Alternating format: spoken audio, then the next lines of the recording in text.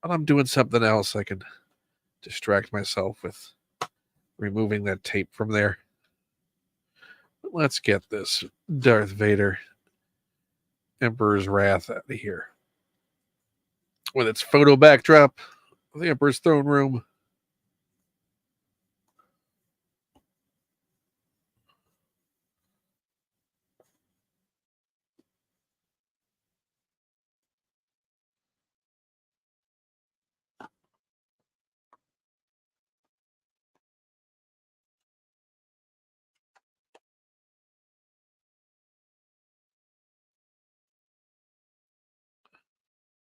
Slowly working this out.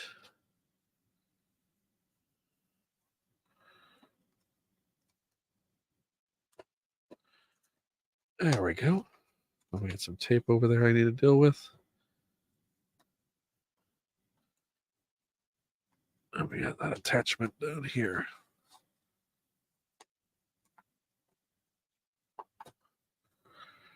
Okay. And there's our Emperor's throne room. No Emperor in the chair. I think there certainly needs. There seems to be some Photoshop work done on this. These various card backs. That might just be set photography as well. I know some of them are definitely frame grabs, but some appear that they could just be set photography.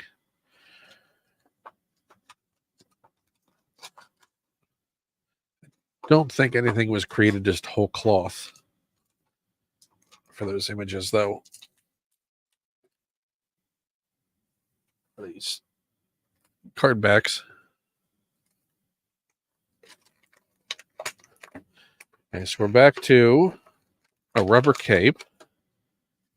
So we don't have the soft goods of the last Vader we opened. It's got the blade. The hilt is rubber banded on. There we go.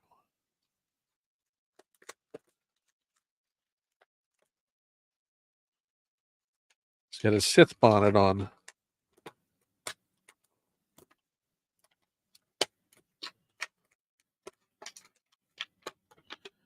Okay, he's out. We have freed Vader.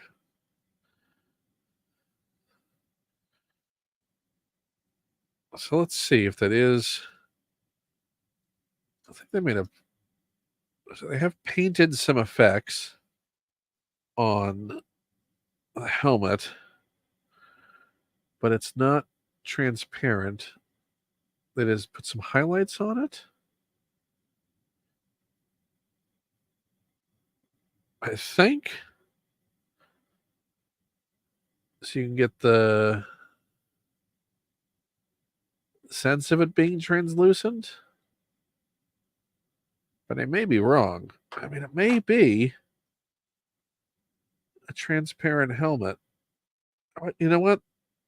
I think it might be a transparent helmet or translucent helmet. I think the only way to figure that out is if I shine a light behind it, see if any light shines through. So let's do that.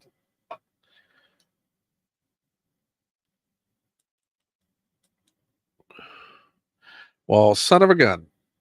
Well, it is. Probably best not to shine the light right into the camera. Okay, well, they've got my respect back wholly. That is a translucent helmet.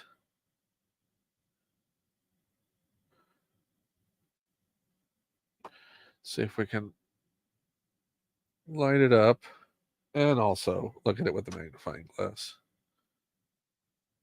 There we go. There's a good look at it.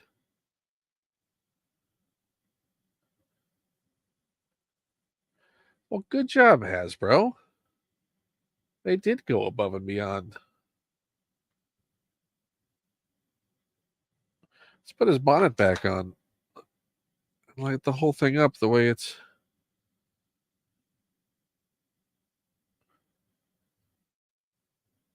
Oh, can you imagine if there was an internal light for that could light it up? Huh.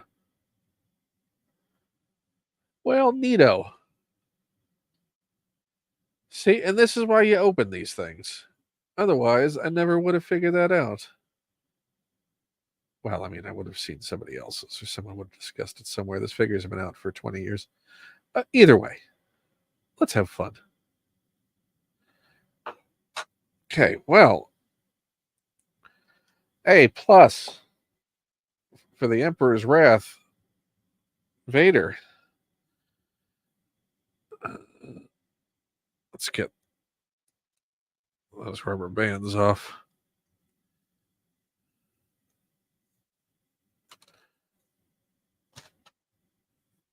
Kudos, Hasbro. Kudos. Okay,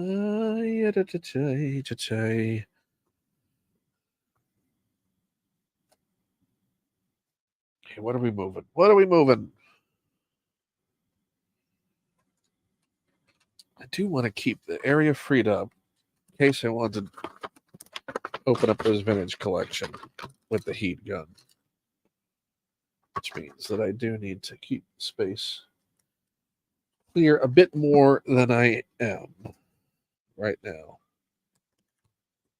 It's the Grievous junk. Got that Grievous junk, Grievous junk. That junky Grievous junk. Yeah, that's the Bakara. That's the Bakara box. We opened at the beginning of the stream if you weren't there. We opened a Clone Trooper Bakara.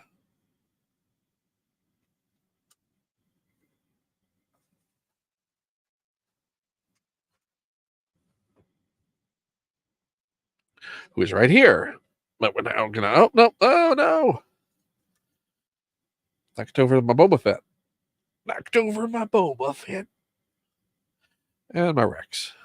Okay, let's get this Bakara. We're gonna move him back into his packaging. We're just sitting in there until we can put him in a baggie. Stack that, stack that. Yeah, that brings us closer to maybe doing a little bit of heat gun.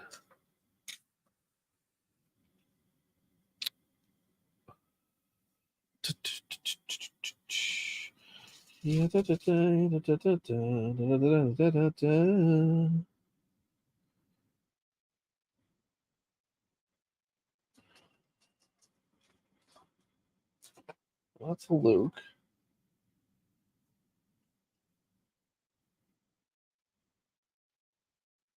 Let's open the Grand Inquisitor. They have two versions of the Grand Inquisitor. Two variants. Where's the other variant? Talking about this right now makes no sense unless I'm going to open both variants. There he is. Okay.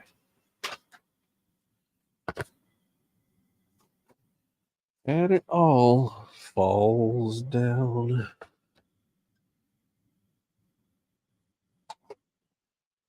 So, we had the original Rebels release of the animated style Grand Inquisitor figure.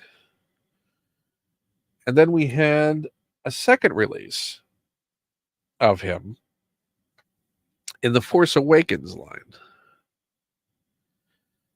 And I'm trying to remember, I think it was the face paint is slightly different. There's something slightly different about these.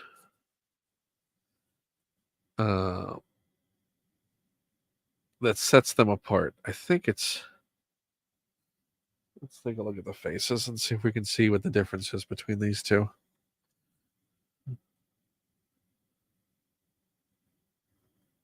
Can you see the difference?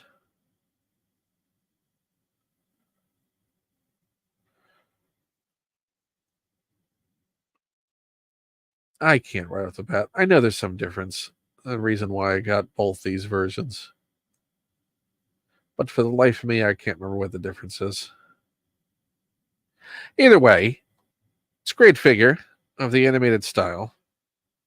We're going to open them up. This packaging is a pain to open. This Force Awakens packaging. The Rebels one is a little more straightforward. You have tape to contend with again. These are very tiny boxes.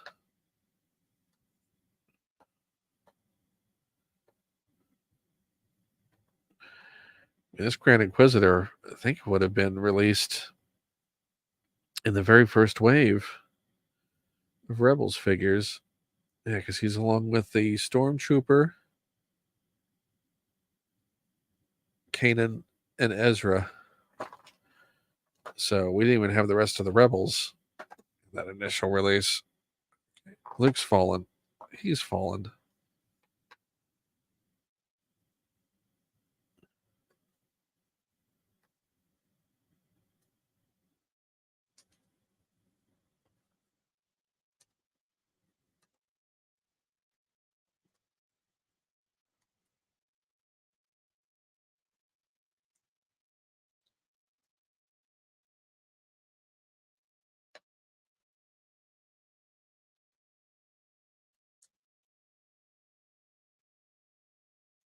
Okay.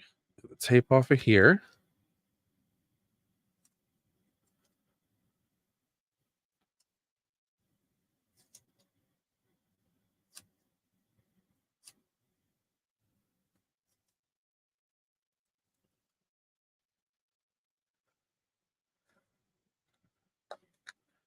Is this tape already started on that? Oh, good.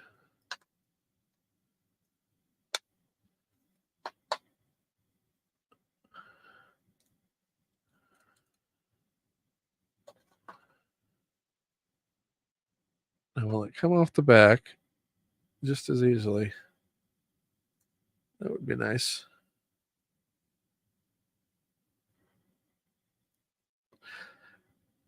Trying to think which Star Wars movie I should watch tonight.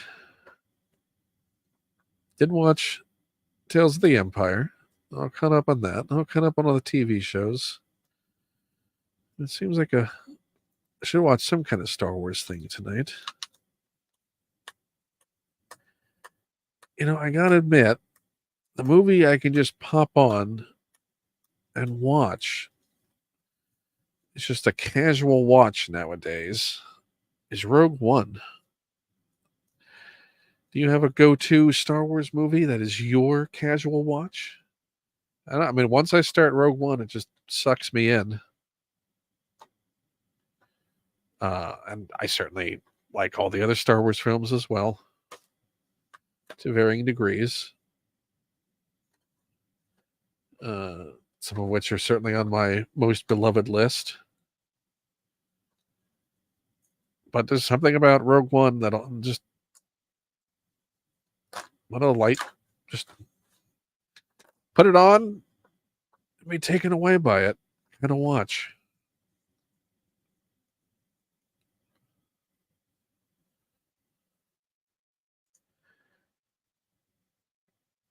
Yeah, I can certainly see that with Solo. But yeah, Rogue One is a beautiful film. I have my occasional issues with just Ron Howard films in general being on the somewhat more, trying to say this in a way that doesn't seem insulting. He's a very workmanlike director. He, he doesn't have a ton of visual flair. Oh, this tape is just not going to come off nicely. Yeah, it's already torn that. Fudge. Well, just remove Rebels from there. Thanks, tape. Um, yeah, I find Ron Howard just to be very serviceable when it comes to stylistically.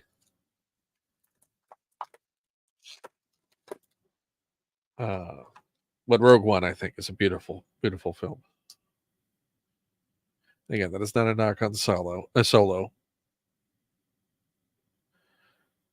Okay, so that's that Grand Inquisitor. Let's get this other one with this really crappy sandwich Force Awakens packaging.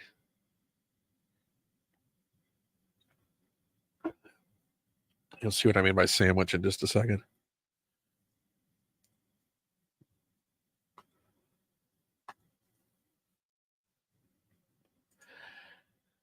Ron Howard, I mean, he's just he's a very serviceable director. He gets in and gets out.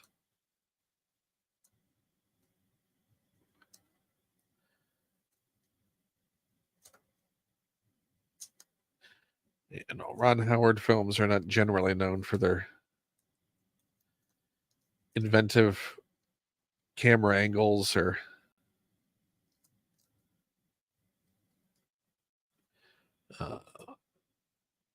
artistic flair.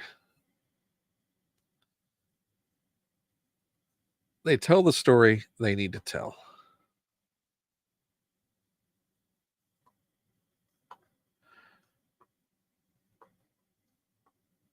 There's something about Rogue One. Just, I think Ben Mendelsohn is absolutely fantastic as Krennic.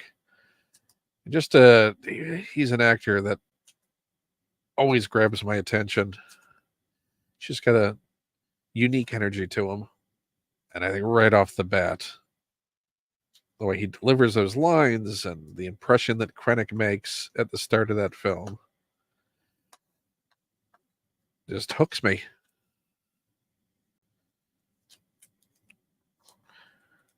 The way he says words like time. Nice. Pushing down that Australian accent. Okay, so we're going to open this sandwich up. You can see this tape here. It's basically this bubble is sandwiched in between cardboard here. So do that. We'll be able to extricate this. All I've lost is time.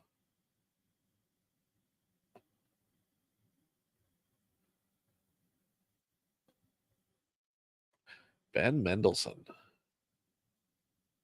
And he's such a giddy, goofy guy in real life.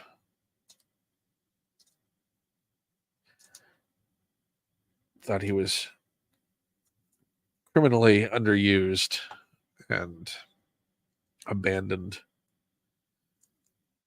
in Secret Invasion. If anyone has seen that Marvel TV show, what an absolute waste of another interesting character and Ben Mendelsohn performance and potential.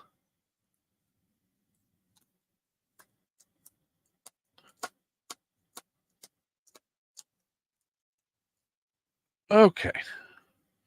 So now, here we go. Ta-da!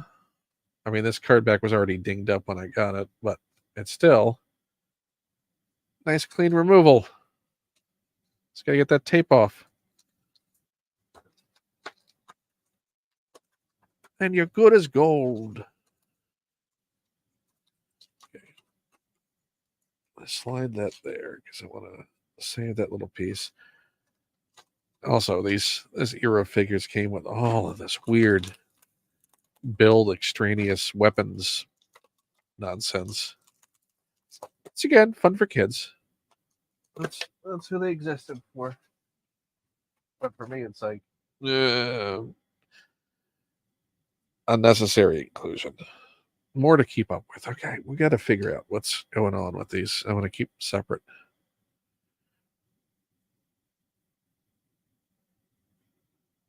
Oh, you know what? The main difference, it seems, really is just the paint underneath the eyes. Yeah, see how it only comes down half the face there? So I think that was just maybe a change when they re-released the figure to make it slightly more accurate.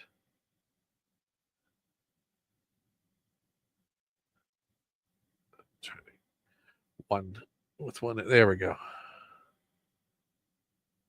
That's it. Well, that's the big change.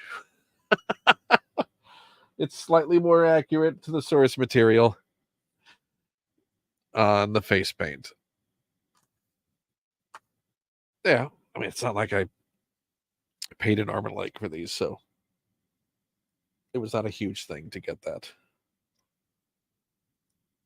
variation once I knew it existed. Okay, so that's done. Grand Inquisitor, who we just saw come back in Tales of the Empire, which hopefully you all have watched or are going to watch. Maybe that is your own personal May the 4th viewing.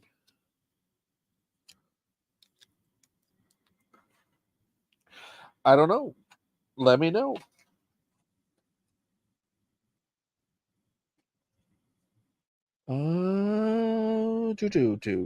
Gosh, these TVC figures really could blow through and open if I have to set up that heat gun. I don't want to set up that heat gun right now. And I don't want to damage the cards more than I have to by not using the heat gun. But that's a choice I'm making to not use it. Does that make sense? Oh, jeez.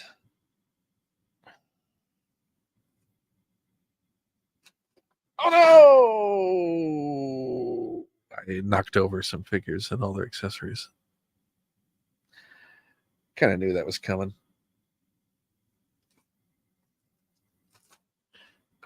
It was inevitable. Well, shucks. Well, you just know that happened because I told you it happened. But it happened. And you know. Oh, look at this.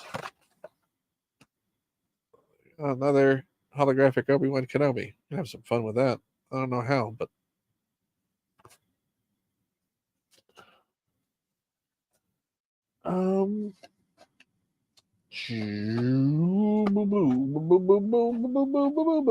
what next? Let's get that second Obi-Wan Kenobi open. Just so it's done. Just so it's done. You got another Amidala. There's a little bonus hologram in there.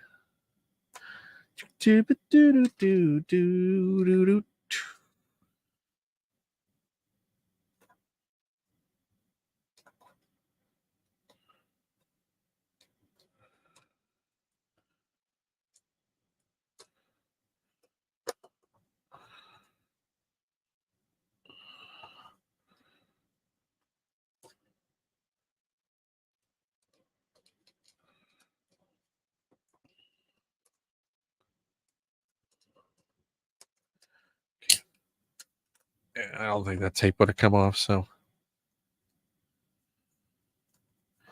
this was the easier route. Carve around the edge, carve around the edge, carve around the edge, you gotta carve around the edge. I haven't. I'll give Solo another. Maybe I'll give Solo another try tonight.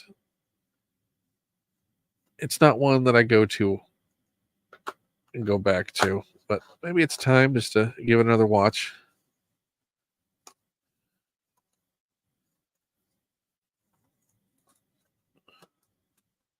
And I sometimes will skip around it. But it has been quite a while since I did a start to finish rewatch, so maybe that'll be tonight.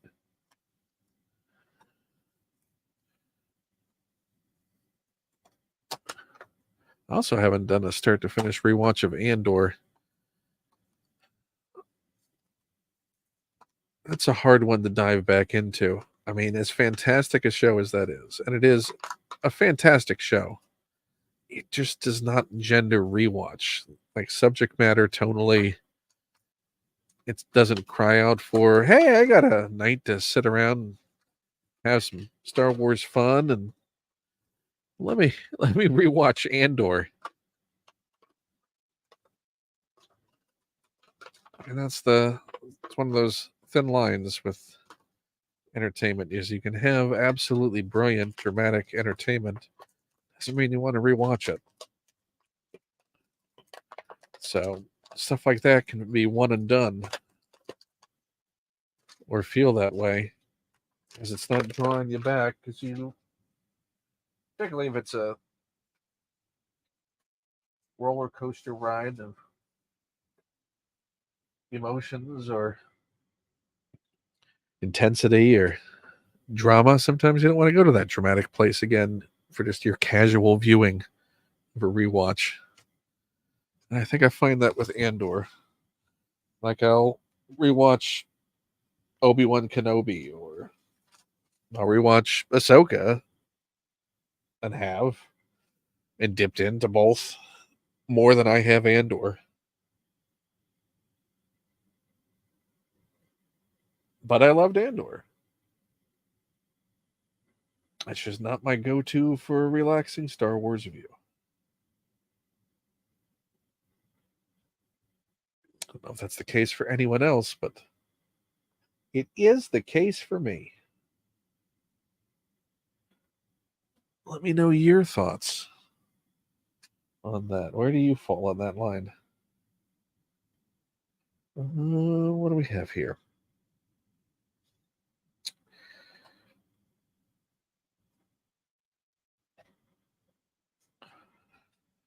I mean, speaking of, you know what? No, I'm going to hold this off. I'm going to hold this one off because I want to film a video of this in package for something coming up. I just remembered that. So I don't want to open this just yet. Yeah, okay. Come back to that. Put a pin in it. You don't even know what I'm looking at. But put a pin in it anyway. Just put a pin in it. Let's move this out. We're going to do Mama Nadon. Oh, Hammerhead. Let's do that. As of right now, the best 3 3/4 Mama Nadon we've gotten. But hopefully, we'll be getting a new one soon. This is definitely better than the one that came out in Power of the Force 2. And then I think there was one that came out in the OTC, maybe Saga line. I don't remember. But yeah, this is the one he comes with his cup. He has a little portion of the bar. Yeah, let's see if we can get the tape off this one. But the only issue with this one is he can't sit down. Which I don't think is a huge thing.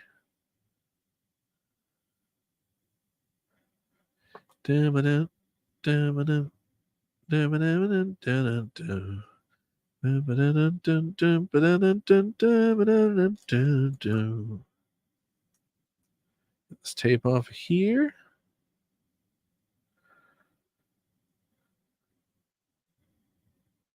I do like that he comes with a glass.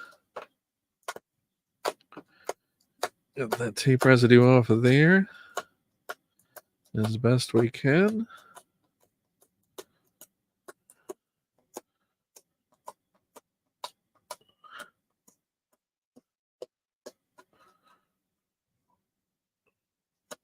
There's still some there, but it's not sticky. So that's good. Now we get tape off that side, and I think we have. Is that an Obi-Wan? I think that might be an Obi-Wan hologram in there.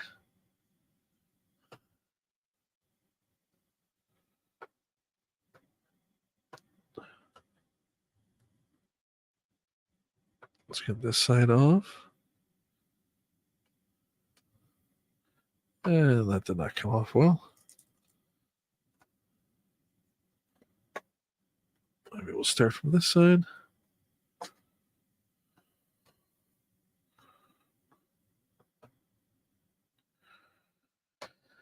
When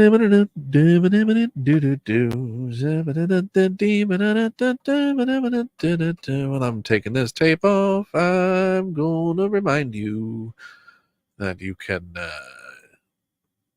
hit like and subscribe if you're not subscribed to the channel. There's a lot of great shows on here with some wonderful guests. Go check those out. You can become a patron by going to patreon.com/Ken Plume. Return of a bit of a chat coming soon. There's also an Amazon wish list link down there if you want to go snag anything off of there. That's always appreciated. There's a tip link. Super chats are working. Although, the nonsense with that is you got to reach their threshold before they'll pay anything out. So Google is earning interest on my money right now. I haven't seen that at all because I haven't reached that threshold. What are you going to do? So there's all those things. Please consider any and all of them. It's all appreciated regardless. Even just a slight consideration is appreciated. Even if you don't act on it. Even if you don't act, the fact that you thought about it, that means a lot. I'll never know that it crossed your mind. But I'll choose to believe. I'll choose to believe that it did. That's what I'm going to do. That's what I'm going to do. I'm going to choose to believe. That's me. It's all about hope. Yeah, that tape's off there. That tape is off there, and I got tape in the way over here, and I got to not do that. Yeah, no, it's just Andor, and I've thought about it. I've thought about going back to Andor, but every time I just put on, heck, even the finale to Clone Wars, the Mandalorian arc, Ahsoka and Order 66 and all that. Even that I've gone back to. I'd rewatch, but Andor, just that headspace that Andor puts you in, I just haven't been compelled to go back to it. I certainly will do a rewatch before the second season starts, whenever that may be. And I loved Andor while watching it. It's just doesn't cry out for, hey, I'm going to make myself a sandwich and sit down and rewatch Andor. And that's also fine.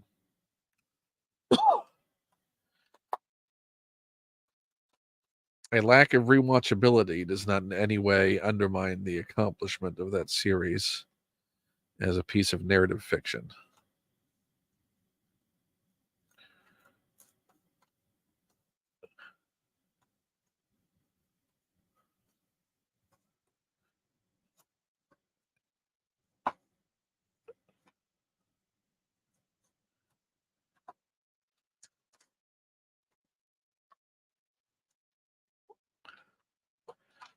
What's important is I saw it once. Oh, look at that backdrop. Oh, look how great that is.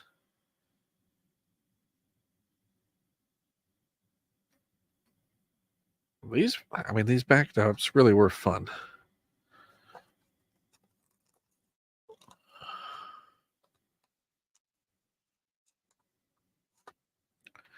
Like a Star Wars Celebration photo op backdrop.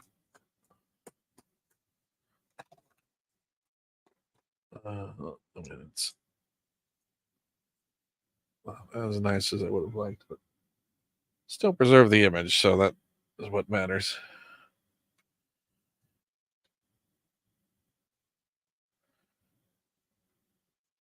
Yeah, but it up, yeah,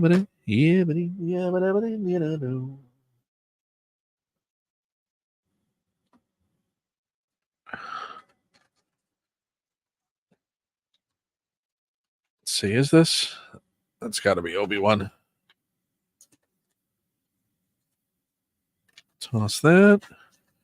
We got a Star Wars Momonadon faceplate.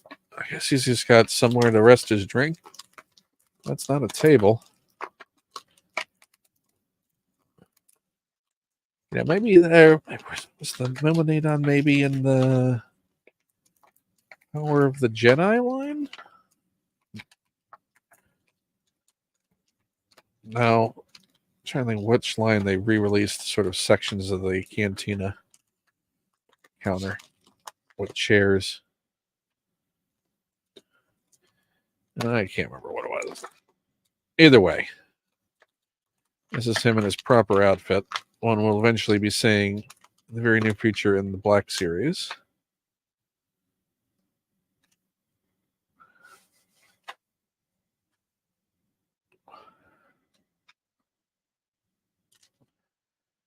Of a character that comes with a drink.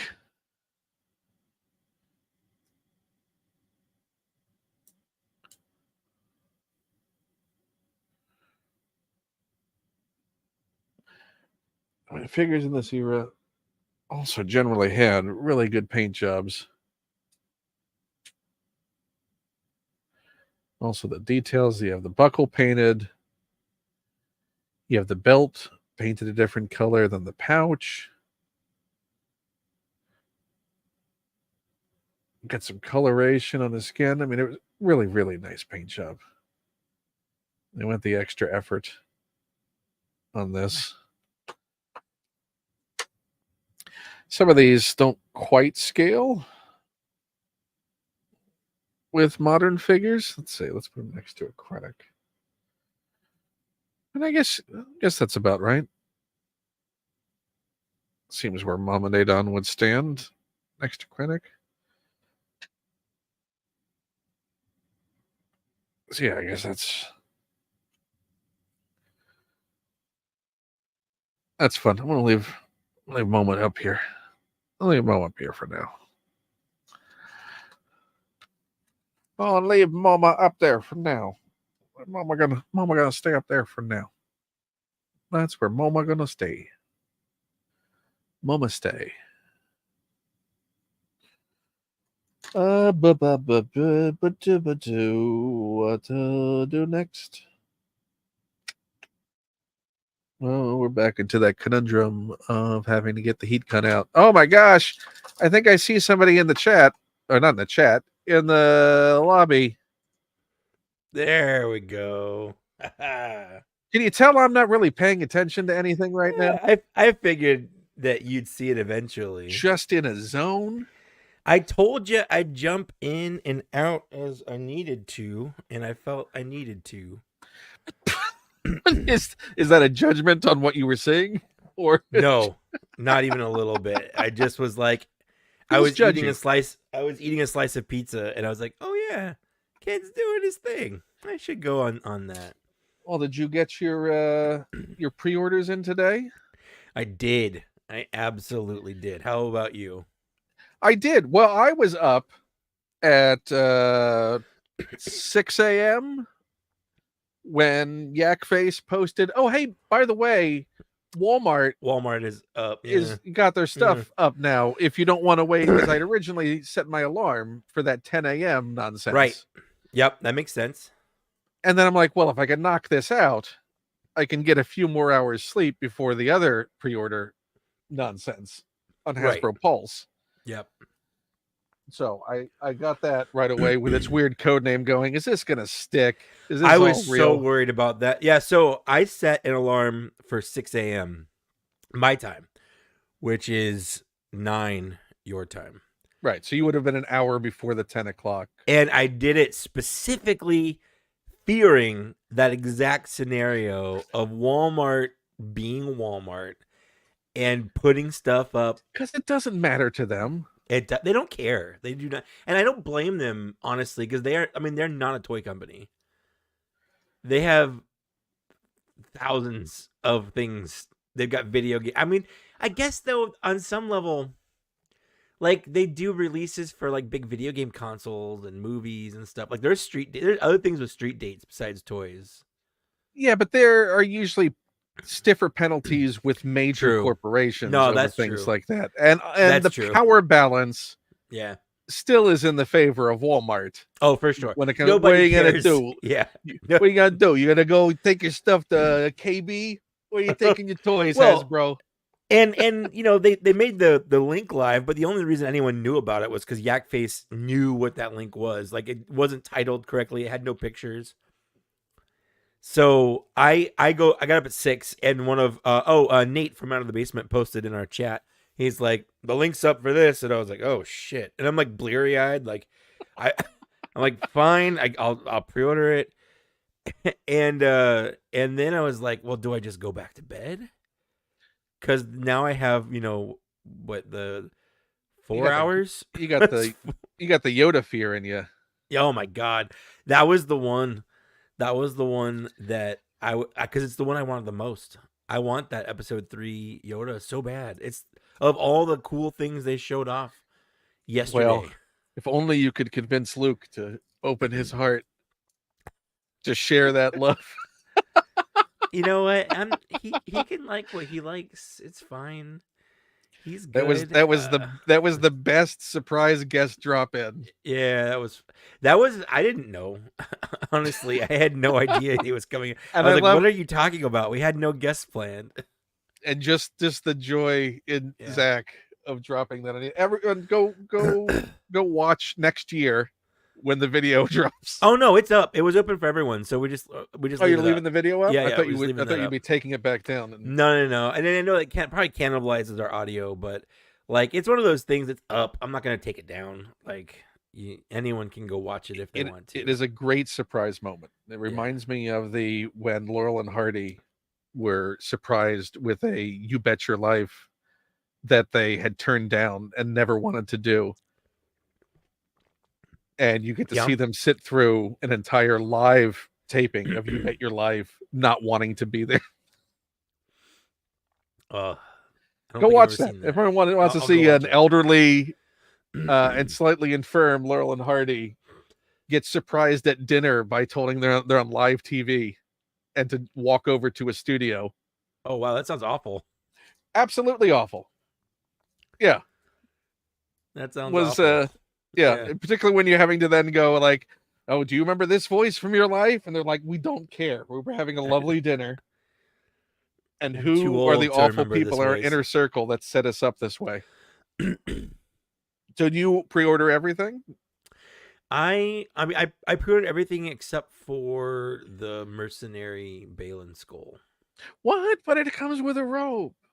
I bought a robe for mine. You're gonna miss out on that one. Does it have its own mural art? It doesn't, but you know what? I stopped being a mural art completionist a long time ago. In fact, it was the prototype Boba Fett from Amazon that I was like, well, I guess I'm not a mural completionist anymore. Because I already had it. I didn't want to buy it again. It's not different. I'm not buying it just for a box. Like, I could tell even then, like, that is dumb. The only thing I haven't pre-ordered yet was the GameStop 3-pack because I want to go do it in the store. Sure. Which I assume it's not sold out. It's sold out. I think it was sold out on the website, but it won't be sold out in stores. In stores, right. Yeah. That for me, because I'm not going to deal. I don't want to deal with the ship. And I get to only put the $5 down and know that I can walk away. I'm probably not going to walk away because I don't have that Qui-Gon. The fact that they both come with robes, and they both come with robes, and they did pull a thing with Maul. So you have to get obviously we're going to get a single pack Maul, but who knows if that's going to have a robe in it or what. Like, I still think that alternate head is a possibility as well. I do. I agree with you. Just like they did with the Cad Bane on the Book of Boba Fett. I don't like them not being upfront about it because we knew when the Cad Bane announcement came down. Because they came out at the same time. They didn't announce both of those at the same time, though, did they? I don't think so. I thought they did. I thought they made it specifically clear. Because I remember being on the fence about it and then pre-ordering them both. I think it was shortly after, but I don't remember it being at the same time. But it's also just a But dodgy move anyway. It's it like is. just be Well, you know, upfront with it. I At think as least long as they do it before one of them comes out, it's fair. Like, 'cause you can always cancel a pre-order. It's not a big deal. which head do you think they're dropping for the Yoda single release? Oh, probably the scrunched up head for sure. Because they're going to do that, right? They're not going to for give us sure. both heads. No. And that scrunched up Yoda head is the best. The best. It's why I'm buying the whole thing. I just need that like scowl on little Yoda looking. So I did not think I would care so much about a prequels Yoda. Yeah, but you I love it. need his lightning ball handling. Need scrunch it. face. Need it. I'm going to open this with you. Here's yeah. Go ahead. What do you got? Nice. I like that he the came with only time that we've yeah. gotten an effect like that, and I think that's a great variation to have. Yep. It makes it unique for sure. And you know, it's one of those things would they do something like that in the Black Series? Like, we already got just the slab. We don't have that. But we don't have that Han. We don't have that specific Han. Even if you take like the vest off and the robe off of the Endor Han, it's not the same. What do we have? We have the Chewie. Yeah. We have the Skiff Lando. Yeah. We have the Luke. Yeah. We don't have the Leia anymore. We only kind of have the Luke. It's slightly different. So stupid. Because we don't have the hand? No, well, I mean the hand, sure, but there is a slight difference between the Imperial light cruiser Luke and the Jabba's palace Luke, and that is his belt. He does not have a belt. Oh, we have the Return of the Jedi Luke, though. Well, that's true. We have the original one. I was talking about on the new body, but you're right. You're right. We do have the original one they did. But it doesn't come with a palace blaster. It doesn't, yeah. Like the TVC did. Wait, no, it did. Did it come with a palace blaster? It came with the blaster. Sure it did. Yeah. Absolutely. Well, then we have yeah. We don't have the Leia anymore. No, we have it. I mean, I have that Leia. Okay, well, most people don't have that Leia anymore. I mean, I have that Leia. It's not great. And I had a moment of hope of walking in. I was hoping for a toy all the time forgot moment. Yeah. Because I realized that in town, and I had just blocked this out, we had one of the last remaining Roses stores. Are you familiar with Roses? I bought exactly one Star Wars figure from Roses. Roses was like the Kmart of the South, if anyone is not familiar with Roses. Yep. My grandparents live in South Carolina. So you know Roses. Yeah. So my grandpa took us to the mall. He had an errand to run, and he dropped us off at the arcade there. And he each gave us $10 to play in the arcade until he came back. Basically expecting the arcade leaving you there for a couple of days. No, it was like a half hour, 45 minutes. Grab yourself a hot dog from the counter. It was a while especially. I mean, I was what? That was 96. So I would have been a freshman in high school. So it'd been like 13. 12, but that was real abandonment then. There were no phones. There was no communication. There was no way. If something happened, I'm running late. There's no. Well, so here's what happened because I got in trouble. As soon as he left, I was like, "There's a Roses, like halfway down this mall in the mall. That like it has an external entrance, but like it's a full on Roses." And we were there yesterday, the day before, and they had Star Wars figures in their toy aisle.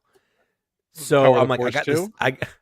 They were Shadows of the Empire. Oh, so this was 95. It was 95. Okay, I couldn't remember what year that was. So it was 95. So I took that $10 and I was like, all right, let's go. And I went down. As soon as I felt like he was far enough away. No, I got the Leia as Bouche, which was a Shadows of the Empire. It was the first time she was in the line with Shadows of the Empire. And I went back to the arcade. I left my brother there, who was like 2 years younger than me, so he was like 10. And that's one of the things I got in trouble for was basically leaving the place my grandpa told me to, and then also leaving my brother in there by himself. Also, to be fair, your grandfather left you both. Correct. But it was weirdly okay because my parents knew that was the plan. So it wasn't like he just did it. Like he was taking us to the arcade so that we could play arcade games. And as long as we stayed there, it was okay. And I didn't. I went down and bought myself, I used that $10 instead of playing video games. I bought myself a Star Wars figure. Then I came back and I put a couple quarters in the X-Men game. Because I know it wasn't $10 for a toy back then. It was like $5. It was like $4, something like The that. X-Men game was $1 game, wasn't it? I think it was pretty expensive. I remember some kid was playing as Wolverine, so I jumped on as Nightcrawler. Who was better anyway? Yeah, I thought that was one of the first dollar games. It was pretty expensive. But I mean, I had money left over. But you were back in time before he got back. I was back in time. Exactly. I was back in time. Perfect nothing crime. Nothing happened to me and my brother. But so how did he find out? Well, because I had a toy.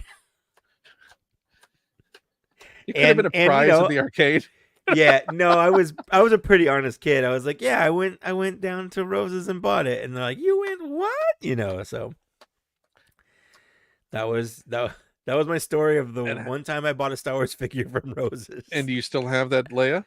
Oh heck no, I got rid of those a long time ago. What? They did not survive my I'm too cool for toys phase.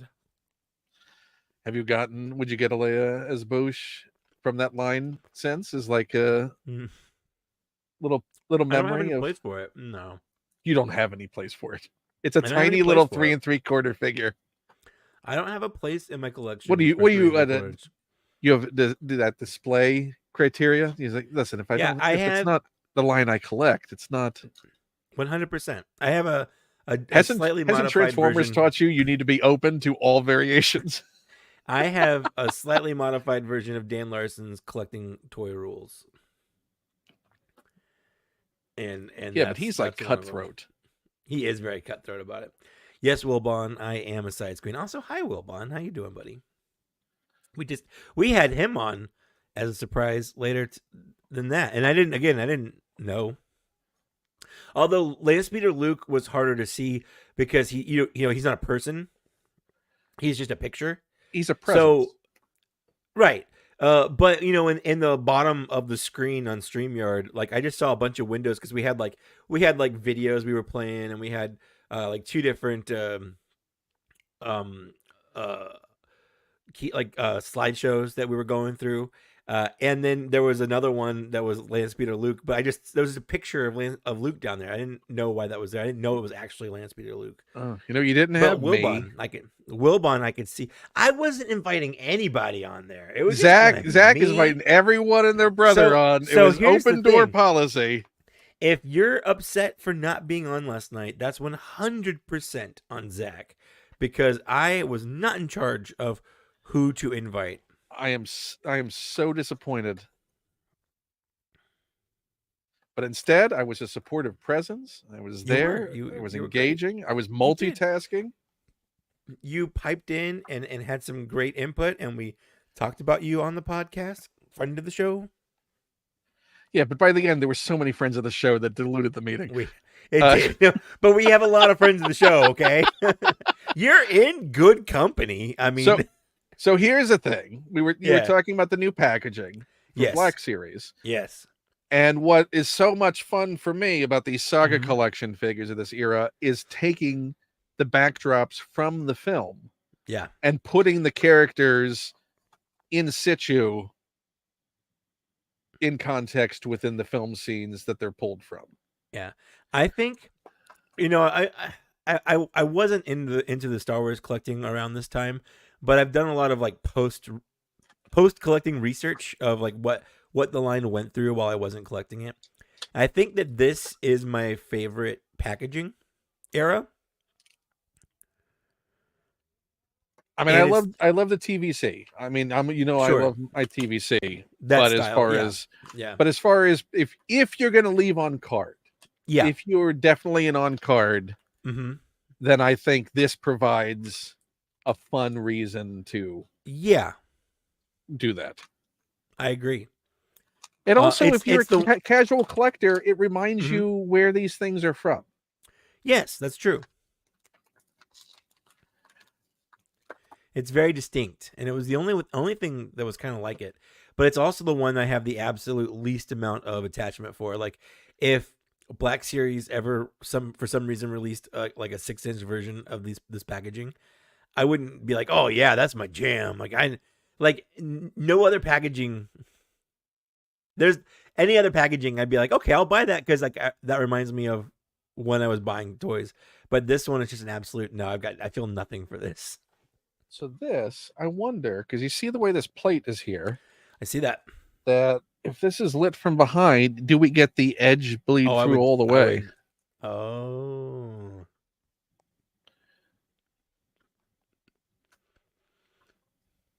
There we go. That's a better way to do that.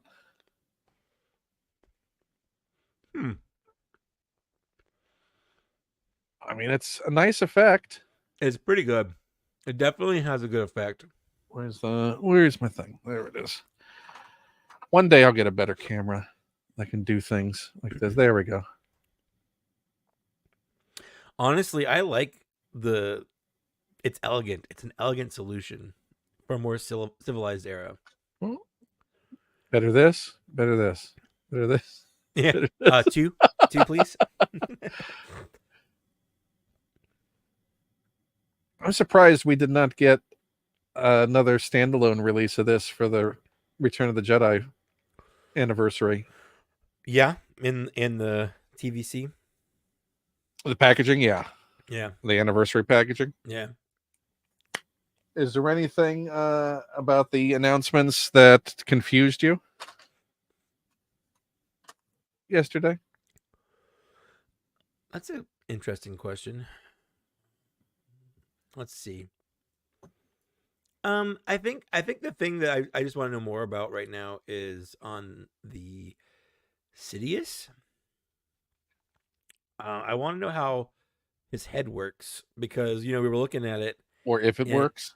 Yeah, it doesn't look like he's got any articulation. It doesn't look like a ball joint at all. Yeah. I mean, it looks like a simple swivel, if that. Yeah, so I'm just curious. Well, I don't know if it could be something like a double ball joint where it's got one here and then one here and the whole thing. But it didn't look like that. It didn't have that sort of nested. If you were to look at that image again, it looked like it had a cut right at the base of the neck, like you would for a swivel at the base of the neck as opposed to a head swivel. Like I want to try and look and so see if I'm any of these really classic curious figures have that. How his head works. Like, is there going to be any articulation there? Is there not going to be any articulation there? Like, what a weird choice. It is a weird. Like, I understand why they did it because they want his hood to look right, and I mean, yeah, but he has a scene with his hood down before he pulls it up. Where he pulls it up. If you could have a display option, want to have it down like that. Yep. Yeah, specifically when he as soon as he's like, all right, I won, and he pulls it up. Yeah. As long as I can get him in a pose with his feet in the air, flipping backwards over his like he desk. just doesn't care. Yeah, just. Oh, you know what? We need now because Luke hasn't done his Palpatine's office set, right? I don't think so. Yeah. So we need a full Palpatine office with action chair, where just Yoda's pushing him back with fallback action.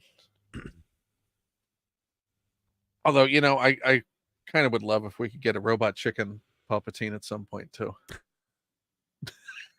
Over Papa Palpatine. Oh, what should we open next? Give me some choices, just some generic choices like eras or movies. So, if I'm going to open the TVC stuff I have, I don't know if you've seen, I've been using a heat gun to try and preserve the artwork. I see.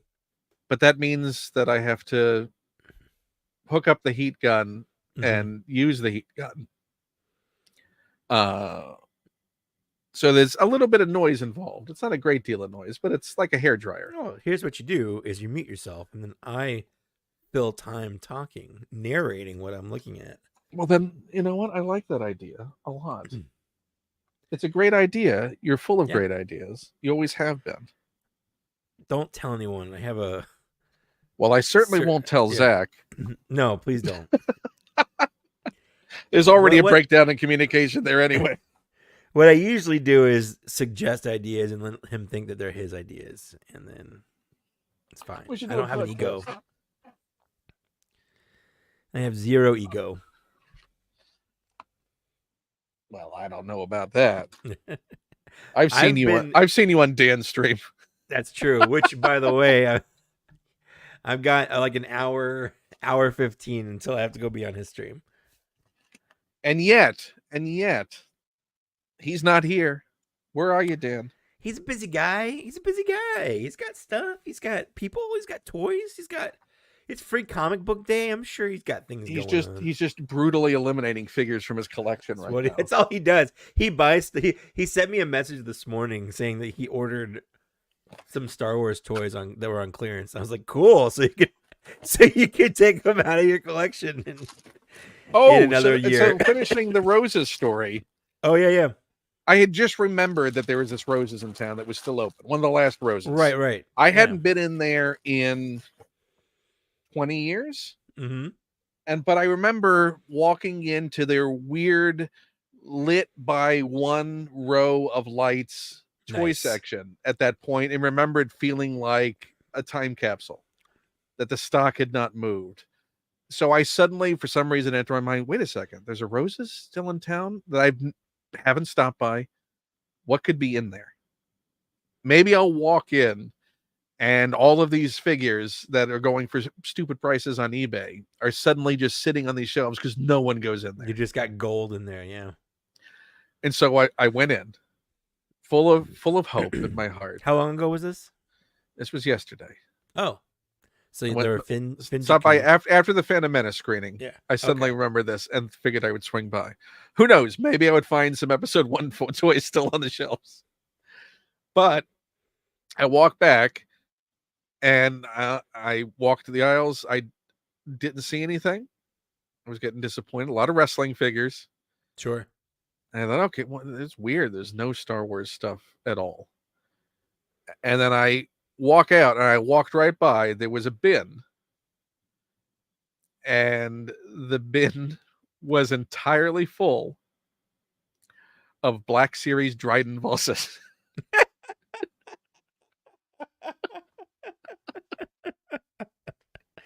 Nice. Like 20 Dryden Vosses. Oh man, how much? $5. $5. $5 full of just Dryden Vosses. Well, I already had a Dryden that's like a quarter of a Bib Fortuna since they share the same legs. Which is a great figure. I'm not knocking on the figure. I mean, it has Paul Bettany. Are you kidding me? Like, also has an effect on it. Mm-hmm, if you put it in the freezer, on both his face and his weapons. 25 Dryden Vosses sitting in a bin in a Roses. So if anyone's looking for Dryden Voss, it's cheaper than any place I've seen it. That's where you go, right there. Surely there's some customizing uses for that, right? There's gotta be. I mean, there's somewhere Frederick is perking up. Do you want your Vision action figure to have a human face? Like, bam, right there. I mean, yes, if you want to recreate the beginning of WandaVision. Exactly. Or I think he's human in Infinity War for a little bit, isn't he? Yeah. Like towards the beginning when they're all lovey-dovey. When they're making kissy face. Yeah, they're making kissy faces. Yes. If you want a kissy face Vision. Yeah. Where we find out that Wanda's a little bit of a robosexual. Listen, she believes in magic. Hey, absolutely. I'm not knocking it. Like, no, she was. You find love. She was definitely knocking it. She was knocking that hard drive. Speaking of which. Yes. What is the deal with Kiadi Mundi? how did we go an entire stream of figures that have been in the country for weeks now? Yeah. If not over, it's been over a month since that Yeah. they're here. Yeah. Why?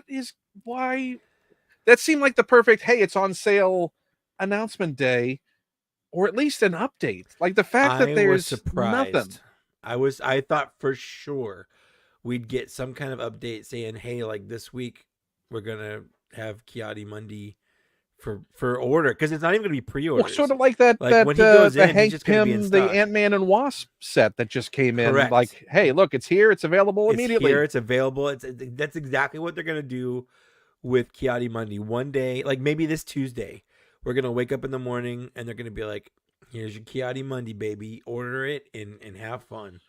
And it's gonna be in stock, ready to go. Like there already are some smaller stores, like Toy Snowman had them for pre-order, which means that like he wouldn't put it up unless he knew he was getting it. Like it was either he had it or it was on the way or something. But yeah, I was surprised we didn't get anything. But you know what? They didn't say anything about the Mace Windu pack either going up for sale today from Shop Disney? Yeah, Did it? that was a surprise. Yeah. I mean, that also had been months Yeah. of silence. So that's a little different because people have gotten them. Well, we all got it from Hasbro Pulse. Right. But it's not this thing Pulse, that is yeah. Like, do we even know exactly what retailers are getting Monday, or it's fan channel. So it's just going to be online places and GameStop. Okay, well, this is not, I mean, no one really needs to see me, I say, on a stream where the whole point is. The whole point is for people to watch you do this, Ken. There we go. Okay. I just want to frame out my computer screen so no one sees how few people are watching. People are watching. I appreciate everyone who's here. They can just. I think they can just see it on their own on YouTube. I think it just says. No, those numbers lie. Okay. Make me feel worse. Okay, so we're gonna try this. Yes. So the thing is, the way I do this, and you're gonna sort of barely see it, but basically I rotate the edges around here, and it melts it just enough to be able to lift it off here. I'm trying to preserve on these as much of the image as possible. That makes sense. I get that. Now, how long about does it take per bubble? Until I start smelling burning plastic, and then I'm like concerned. 30 seconds, a minute, 5 minutes? It heats I'm just up trying pretty, to decide how much time. It heats. So this is the thing that I found. This is very reactive to heat. This does not like heat. So this is going to start melting fast. So that was why I devised the idea of heating through the cardboard. Yeah, and using that as the buffer. Yeah, that makes sense. And the good thing about the TVC is it has that connection point that is an air pocket here. Right. So it's going to be heating and lifting as it heats up. So you're kind of doing both. You got that's you're doing why, surgery essentially. Yeah. This was a cheap like $10 ring light. Sure. From Best Buy that has the desk clip, but it fits right in, and I have my hand free because I was trying to do it while holding one. So you need too many hands. So that's perfect. Absolutely. So I'm gonna here's a little tease of that's the sound. Can you hear it? No, I can't hear anything actually. Oh, so it's doing noise reduction on it. Yeah. Okay. I genuinely can't hear it. Well, I'm still gonna let you talk so I don't burn myself. But people in chat can tell me if you hear it, but I'm going to start this thing. Oh, it's getting warm. Yeah, I don't know if it's something they're doing on my end or whatever, but we're going to see how this goes. Yeah. Also, you can never guess how good the glue is. Yeah, well, it's going to degrade over time, hopefully, maybe something like that. But yeah, I like watching this go. It's kind of fun.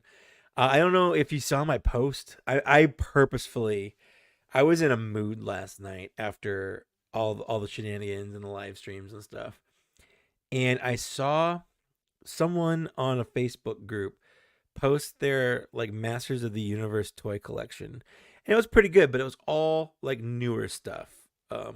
And someone on there is just like, "Where's your vintage? Like no real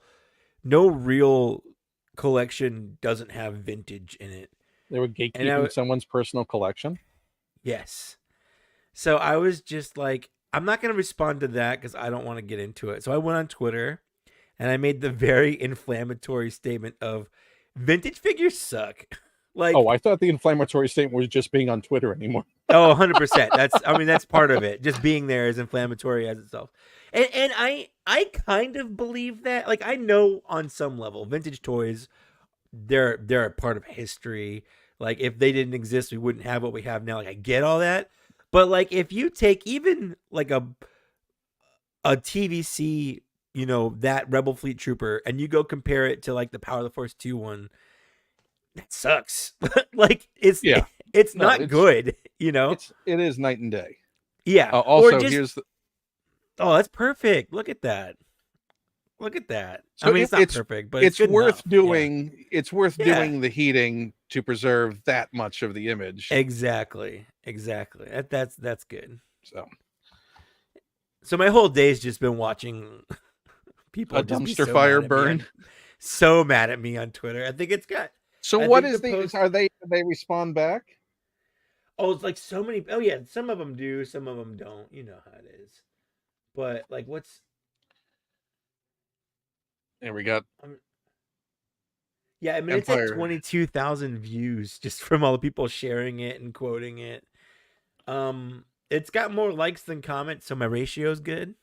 That's all I care about. He's looking for that engagement. I get it. Oh, someone accused me of engagement farming.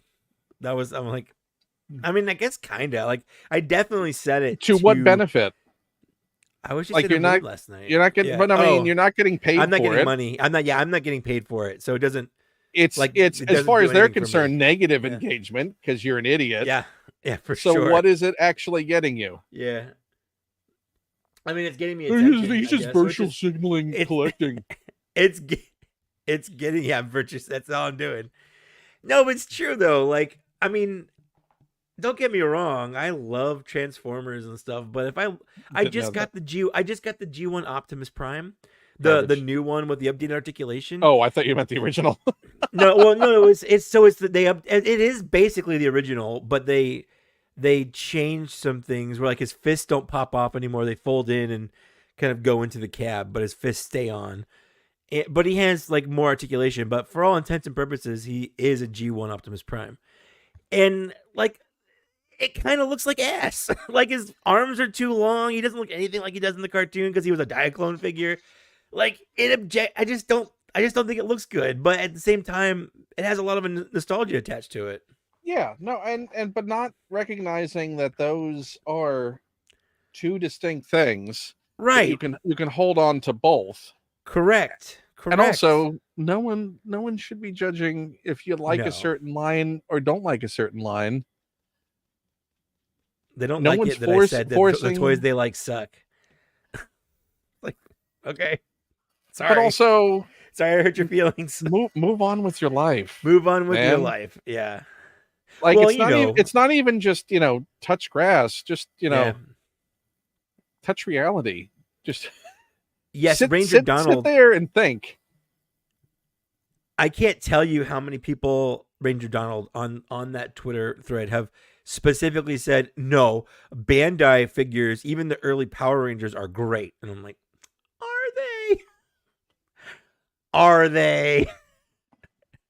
A lot of people saying, no, toys in the 80s, they were built different. They lasted longer. It's like, how many like half Joes did you have floating around your toy box where you had legs and crotches because the O-ring broke? Like, how many thumbs made it through your childhood on those figures? But I can also appreciate, hey, you know what? I think I like the plating process. I like back metallized on a figure, but also that did not have a durability to it. It did not. And also that plastic was fragile. Yeah. Like super fragile. Super fragile. Yeah, that doesn't hold up. Yeah, and a lot of people would bring up things like, oh, they used die-cast back then. But think about this. Like, the only die-cast toys that anyone cares about today are the die-cast toys that no one played with as a kid, because the ones that got played with got super loose. Yeah. The paint flaked off because nothing was tetanus issue. Or exactly. Or they're full of rust and whatnot. Like nobody wants those diecast toys. They only want the diecast toys that were pristine and kept in like museum condition. But even those So ones, does that count? that goes to, to my desire for fidelity and things Sure. being on model. Those characters were not. They were Most not. toys Yeah. were not anywhere near on model. Not close. Your childhood imagination was doing a lot of heavy lifting in the 80s. A Oh, I mean, lot of heavy lifting. we learned to create our own realities Yes. quite a bit.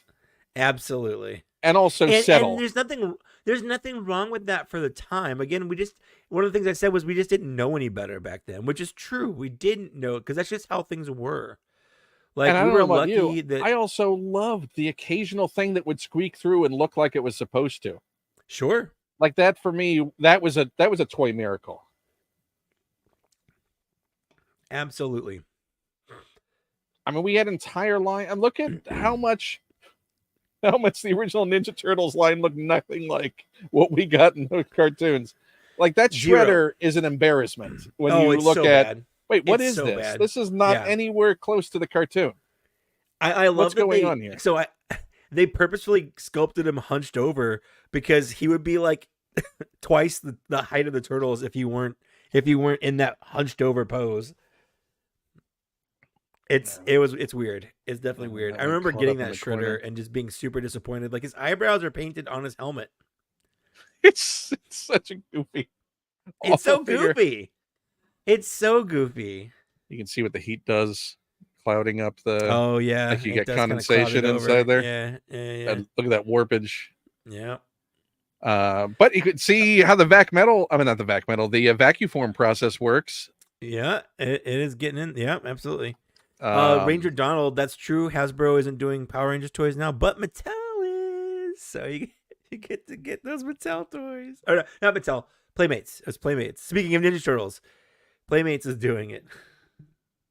What a weird. So weird. Like I just genuinely don't understand the toy It's quote unquote weird. business. Yeah. Here's the problem with that. It was the third time in the last 10-ish years that we'll have gotten a new Power Rangers line of toys starting over. And they're going to start with Mighty Morphin Power Rangers like every other line did. So, and the people that like the Rangers in the middle, they're never going to get their figures. Like I'm looking at the Rangers in the middle. Yeah. That's good. Like I feel bad for that person where they started. So I don't even know the names. They started on like Samurai Steel or something like that, and they're You're looking making for this those. up now. I might be. Here's the thing: I can tell you the Sentai names because I can tell you those. I can tell you Gingaman and all that, but the Power Ranger adaptation, Jungle Nerd Fury. alert! Nerd alert! I am. Listen, I'm not hiding that. You know what? That's the Dark Times Vader. That's a Thrawn. But I think one of the big problems with like the Lightning collection, they in the latest wave they did before they cut it off, they did the first. I think the Power Ranger was the RPM line. They did one. So now the people that collect though they have one member from that team, and they're never going to get another one. Well, I mean, TBC knows about that feeling. That's yeah, right. Ask them about True. their Hunter figure. Oh my god, they're gonna get more, but it is weird. I'll be honest, it's weird that they haven't. I don't know. It's so weird. I can't. It's weird for it to move outside of the show now.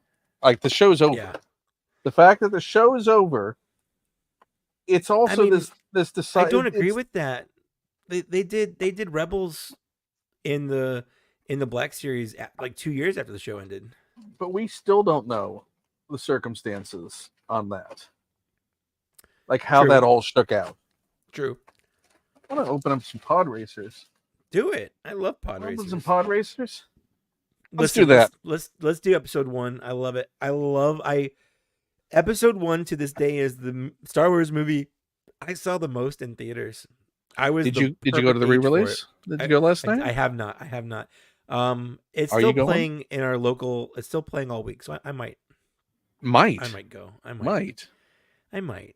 It's not as special to me, and I've already seen it a bunch in theaters. I don't need to go see it again. I didn't When see was the the last time 3D you saw it?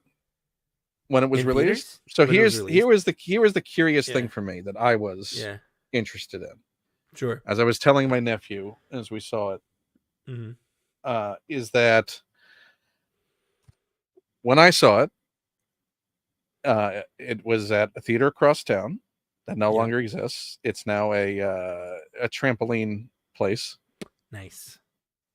for kids parties, not Yep. just a place that sells trampolines. No, so Uh, yeah, like a it's Sky not Zone or it's not something. a Yeah, trampoline emporium. yeah, Uh, yeah. Bounce, and bounce, bounce house. I remember Come down waiting to Gary's trampoline. for 5 hours in line because it was a Sure. midnight premiere when that was a thing, which no longer Yeah. exists. No, it's so weird. Yeah, they just kind of move them down to like It 7 suddenly just p.m. went to it opens on a Thursday. Yeah. Whatever. It's regular show times on a Thursday. On a Thursday. Uh, That's the midnight release. but waiting, so you're exhausted, standing Yep. on that line or sitting on that concrete. Either way, it's Yep. exhausting. Yep. You finally get in at midnight, and it was a packed house. Yep. And I remember there were people having lightsaber battles with Everyone had. Yep. those horrible flashlight The lightsabers terrible at the ones. Yeah. time because that's all Yeah, they had. and they were all multicolored, like the plastic tube segments. Like it wasn't an actual lightsaber. Yeah, It was, it like was one a of those, like, telescoping. knockoff. Yeah, it was like a Yeah, telescoping. Yeah, lightsaber. Yeah, the or technology is flashlight. amazing. Yeah, Uh, 100%. and the excitement was electric. Sure. Like there was just so much anticipation. Yep. And then you had that moment when the lights went out. And for the life of me, I can't even remember the trailers playing. I just remember the lights going down and the movie started. We had trailers. I don't remember it, but I could have blocked them out because at that point Sure. you're just like, let's get going. Yeah. But you had that excitement of the fanfare. You have that moment of silence of anticipation when the Lucasfilm logo comes the up first. Lucasfilm logo. Yep. And it was the new Lucasfilm logo too, like the updated one. Yeah. Yeah. The chromed one. Mm-hmm. And then you got that fanfare and you're excited. And then the crawl starts. And that's when you felt a little bit of, it felt homeworky. Yep. Like trade negotiations? What? Taxations? What's what's the routes? What's going on? A blockade? What's a blockade? There's squabbling in the Senate. What is okay? How can you blockade a planet with like one spaceship? Like it's a globe, right? I do have theories about that though. I think they've retconned it to explain it. It's hyperspace lanes. They're hyperspace basically. routes, so you can block easy access. The routes themselves, yeah, because they're always calculating trajectory of entering these things correctly. So that makes sense. Yeah. But I just remember reading that, and then people were sort of like, okay, we're getting into it. And then I can't remember the moment, but it was like you could feel energy being dialed down. Mm-hmm. And I wanted to go back into this going, okay, now there's 25 years of an entire generation that was kids that love that are now adults that are going to see this because they want to be like me going to go see Return of the Jedi in the theater and recapturing that moment. Right. So I wanted to feel the energy difference. That was what the context was. There wanted. There was. There first and foremost, there wasn't enough people in there because I made sure I went to the first screening. I also didn't want to fight for a seat because the theater that was convenient to me, not wanting to drive an hour, doesn't have reserved seating, and I loathe that. In 2024, what? It's ridiculous. I don't want to fight for a good seat. Even theaters in my area that don't have fancy seats still have reserved seating now. Right. It's Don't get me started. You did, and I did. But the thing I didn't notice and remarked was there wasn't a derision. There wasn't an air of people snarky about moments. It's always going to be to me a clunky film in a lot of ways. Yep. But I now have I've calmed and I've put things in perspective. As you get older and you realize it's It's a movie. It's not worth getting angry is. about anything. Nope. And Nope. there are things to like, and visually, and the ideas are interesting. It's just the Yep. execution is clunky, and that's just Lucas as a filmmaker. But as an Agreed. idea person, I think he's absolutely amazing ideas and storyteller. Needs a filter Yeah. to be at his No, best. for sure. Yeah. Well, he needed But a Marsha Lucas, but he divorced her. So or just a collaborator in general. or just something. Yeah. Yeah. You know, It wasn't Rick McCullum, I'll tell you that. Yeah, but Rick McCullum wasn't hired to be a collaborator. He was No, hired he was to be hired to a producer. a yes He, man. produce well, he's to be a functional producer. He Like, was a here's what I producer. need, make this happen. Yeah, but you still got things like, you know, Kathleen Kennedy was a producer on Jurassic Park, and she's one of the reasons why Jurassic Park is as good as it is. Yeah, but that's also because, you know, at a She's certain amazing. point, she's amazing. Yeah. And anyone who's going to go after Kathleen Kennedy about any aspect of Star Wars also has to praise her about anything they like about Star Wars, Correct. because she's making all of those decisions. So Correct. also, but bottom line, people need to relax. Just relax. And it was nice going in with a relaxed attitude of, Yeah. you know, I'm going to look at it, and visually and design wise, it's interesting to look at. Yeah.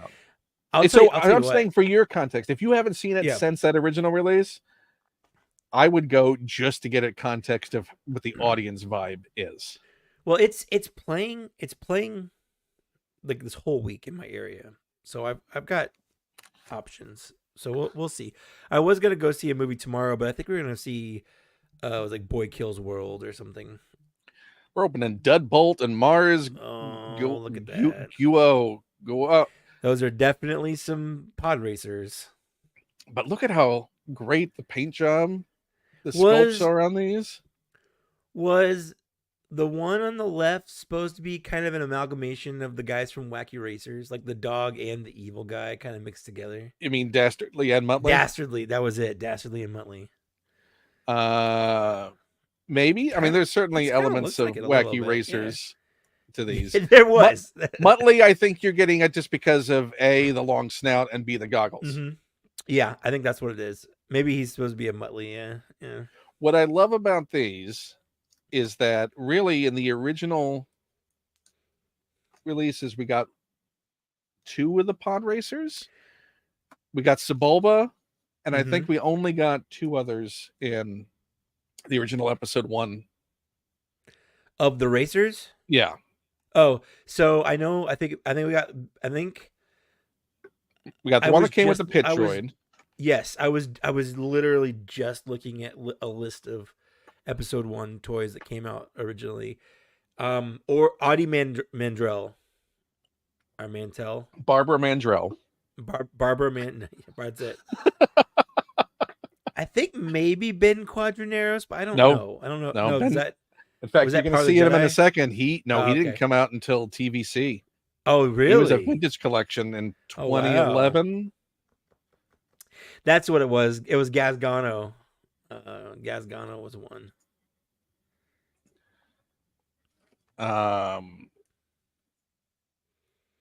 We'll never get any pod racers in. We couldn't even get Anakin's pod racing helmet for his Black Series release. No, maybe they're saving it. I keep hoping. At a certain point, though, that's a kind of a hollow argument for us to continue to, like, what, a rainy day? What is? It's like break in case of emergency. I mean, that was the one comment I made. You know, if you go back and tell your past self about the thing, it's like, it took 5 years to get these things. Yep. Oh, look, it's a holographic Boba Fett. Oh, neat. That goes with the movie. I remember that. There, I do have. I remember back in the day. Because you know that 3-year period in between episode 1 and episode 2, like we were getting prequel stuff with Jedi and whatnot, but there was a lot we still didn't know about that time frame. And there was a fan theory that Aura Singh was Boba Fett. Because they wanted Boba Fett to be in every movie, basically. And at that point, we knew Boba Fett was going to be Boba Fett, the R2D2. Yeah, all the Star Wars movies except for the ones he wasn't in. Well, because they had just gone back and added him in A New Hope. Like, he wasn't there, and they inserted him into A New Hope. Obviously he's in Return of the Jedi and Empire Strikes Back. So the theory was that George And the Lucas was holiday special. inserting, and the holiday special. So the theory was that George Lucas was inserting Boba Fett into all the movies to make like him a runner. Yeah. So Aura Singh was supposed to be him, but like before he became Boba Fett, but I guess she. And they were gonna make, a girl or whatever. So it was an interesting theory. You know what? I think I would read a book that was just comprised of all the bonkers fan theories Yep. about Star Wars in Yep. between the films. It's weird to think that there was a time where we didn't know anything about Boba Fett at all. Other than he's mysterious and cool. Correct. That was it. That was all we had. And a real badass. Real badass. He was supposed to have some kind of vendetta. He was supposed to have some kind of vendetta with Han Solo. Like they were hyping up this vendetta between Han Solo and Boba Fett. That one time Han Solo didn't pick him up from the airport. Basically, yeah, he was going to Uber him in the Falcon. I had to get a cab. I'm going to have to get my own starship. I'll call it Boba Fett Starship. I had to pick up Boba Fett from the airport. Oh, jeez. Oh, nuts. Is he still there?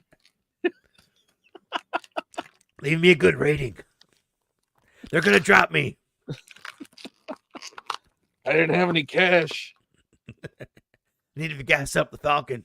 Oh man, when Lily and I were coming home from Christmas from visiting my parents in Seattle, our Uber driver or our Lyft or whatever it was, like on the way to the airport, there was traffic and it was taking longer than we thought it would, and I was getting nervous we're gonna miss it.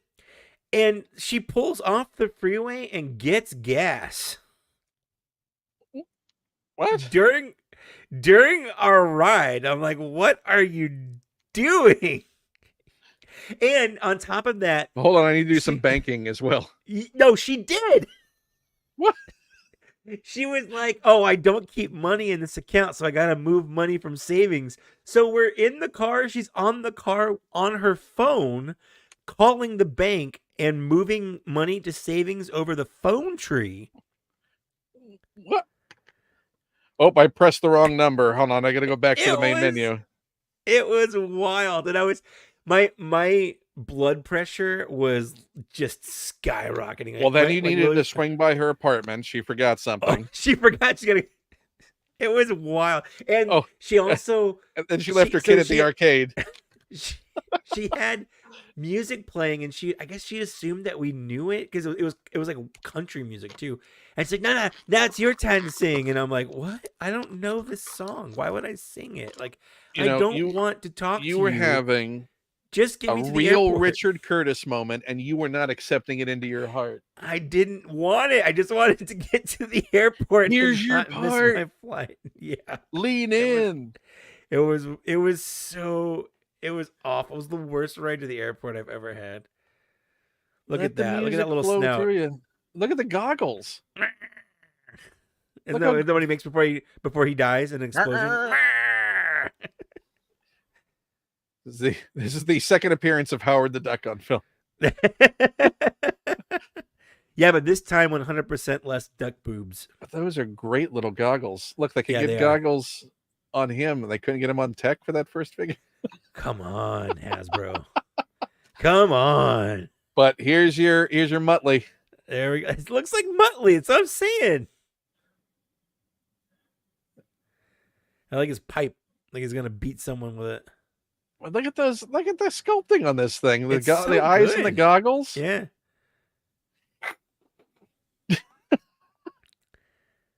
They don't make them like they used to anymore. Well, certainly not with this amount of paint. No. Or weathering.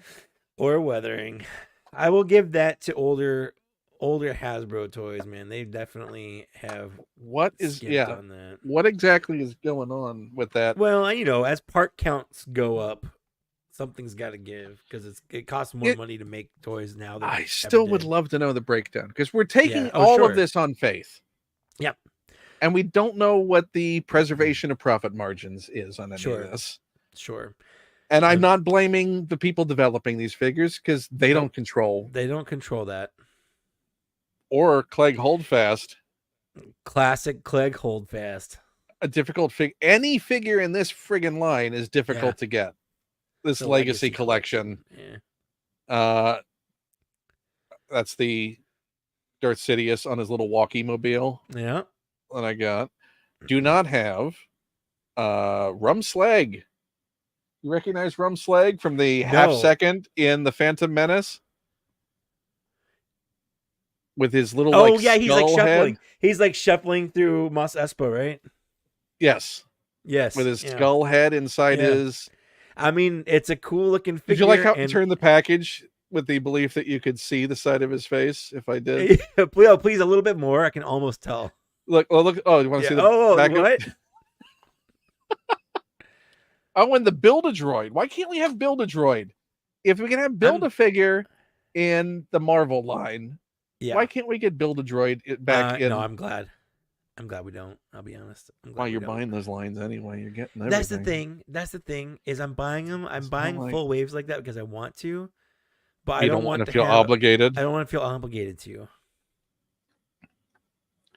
I just like the idea of getting something. I get it.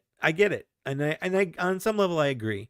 And I think a droid would be a good option. Just like be able to like this guy would have been a cool little Build-A-Droid. Like I don't necessarily have to go buy this astromech. Or like, the Black Series version of what is Revan's droid that they released in the TVC again. Yes. It's a little assassin droid. HK 87? 47, I think. But yeah, stuff like that. Something like that. Or, Jabba's other protocol droids. Or sure. Give us an EV-99. Give us something. Just give us an 8D8 voiced by Matt Berry. You're never going to get your hands and heads to the extent that you want them. No, although I feel like, I was not expecting the extra hand in the Padme box just to be there. It's just out on display. Right there. Yeah, that was but we've also, and by we I'm just collective fandom. No, the royal collecting. Yeah. I mean, that's always how I refer to myself. Yeah. Absolutely.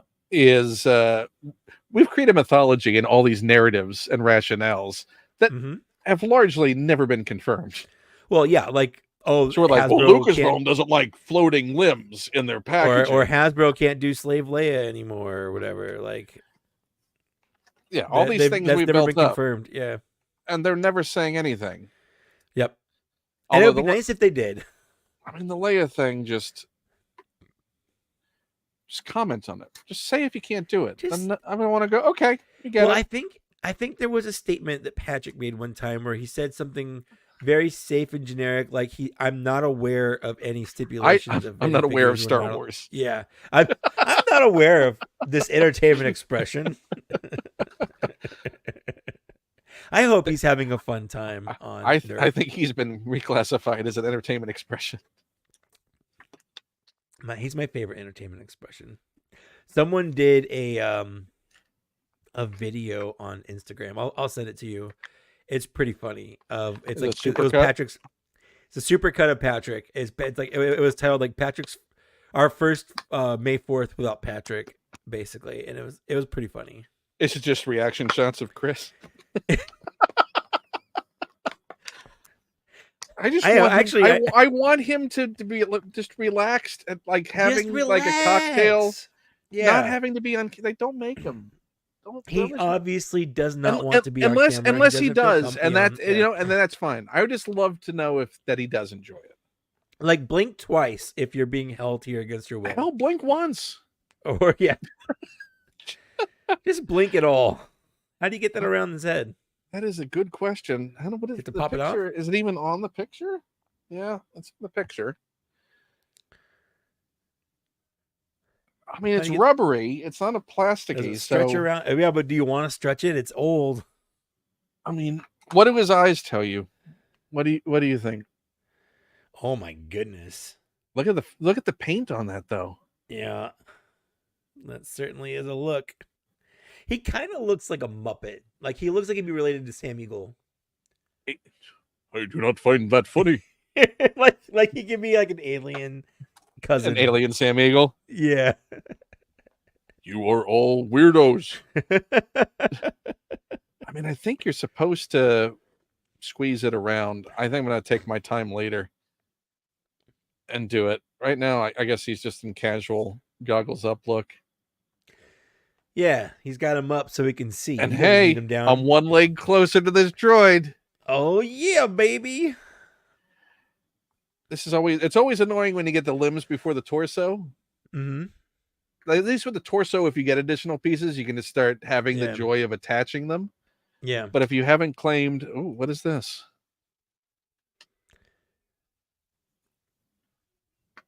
Star Wars Episode 1 redemption certificate. You can redeem the whole movie? Oh. Hey, everyone, it's cool. Episode 1's good now. He's got a redemption ticket. Oh, this was the mail away for the Qui-Gon and Eope mail away. Oh, nice. This was the figure set for the Eopes that everyone rushed to eBay to go get after the Obi-Wan Kenobi series came out. Because they then wanted the Eopes for their Kenobi TVC figures. That's right. Where's my Ben Quadraneros? I don't know. But anyway, here's my story of Episode 1 opening night. Because I was there. I was in 11th grade. I was a junior in high school. Hold on, I remember getting the flashback ripples around you. Yeah. I just got home from school and I said, Mom, I want to go to the midnight showing tonight. And this is back. That was like the first time we'd ever heard that being a thing. I don't know if it was ever a thing before that. Or a line. Right. And that's the other thing I said. And like, I know people are already going to be lining up. I have to go. And she's like, okay, your father's getting home in like 2 hours, but I'll go take you and drop you off so you can stand in line. I was like, sweet. So I had my Game Boy Color with Pokemon loaded into it, and I was just gonna stand in line and play Pokemon. Little Mikey case. That's me. And so I'm getting there, and I'm like a nosy little kid who doesn't really know any better. And the guys in front of me are talking about video games and stuff. I noticed they all have like shirts that have EverQuest stuff on it, which was new and very big at the time. And like after an hour of standing in line, I kind of pipe up and get the courage. I'm like, do you guys like EverQuest? Which is the dumbest question I could have asked. And he just looks at me and goes, no, we made it. They were all Sony Entertainment Online because their offices were in Carlsbad here. So I was like, oh, neat. And I'm like, oh yeah. I was like, my friends play that game. I didn't have any friends that played that game, but I didn't know what to say. But I remember like they were cool and I guess they were there on the company dime or whatever because they bought us all like hot chocolate in line. Not the whole line, but just like the front little area. My name is Mike and I'm a person. Yeah, that was it.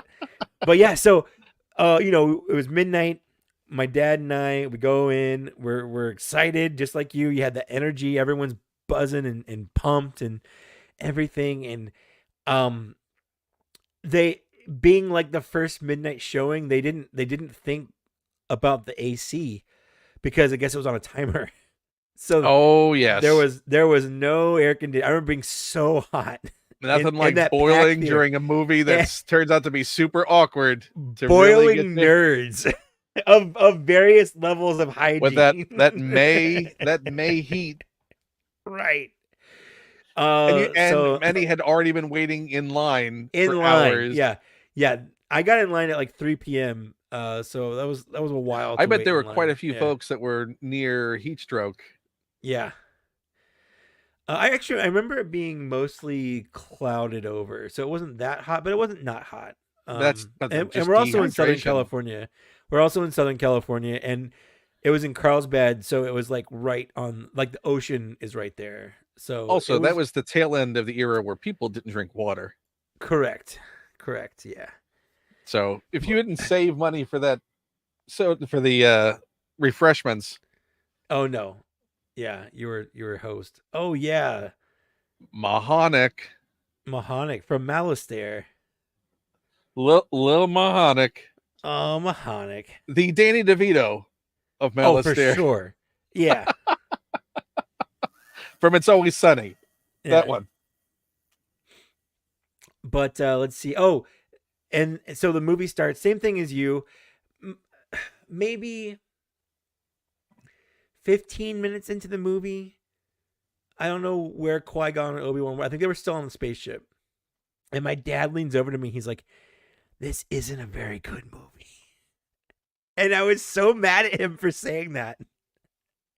I was pissed that my dad didn't like the Star Wars movie. And you're like, And use your inside disappointment. Right. Oh, this is not working. Look at this. Uh-oh. It's bringing the. This has been glued. Well, no, this has been glued for too long. Oh no! But it was always. So that already colored your experience. So now you're dealing with your dad's checked out. It did. My dad's checked out. He's already not excited. You're trying to justify it in your own mind, going, "It's not as bad. It's not." No. I refused to even entertain the fact that this movie that I'd hyped up in my brain for so long could possibly be bad. And you had the experience of, I'm sure we all had that buildup of the special editions. Oh yeah. But the special editions were also sort of shots across the bow of, yep. Hey, it's not going to be everything you expect. There's going to be some things in here that you're going to have to come to terms with. I didn't even put that together at the time, honestly. I didn't at all. I'm a little older than you. My context for disappointment was, I could process that a little more. I mean, in hindsight, I should have, but again, I was in high school. I didn't have the brain maturity to go through those complex emotions that were required to even think about that. But one other thing happened in my opening night that was, I've never experienced this before. Right when they land on Naboo, Obi-Wan, so towards the beginning of the movie, like 20-30 minutes in the movie, the film broke. It just broke. And like everyone was up in arms, like just absolutely upset, pissed. Like, what's happening is hot. We're stinky. We're sweaty. The movie's not good. And it broke. So they were like, hold still. We'll fix it. And I think we lost 10 minutes of the movie. So like right after by the time so basically they were already exiting Gungan City they were already. I don't know if it, no. When it popped back in, they had already met Jar Jar, but they hadn't gone to Otogunga yet.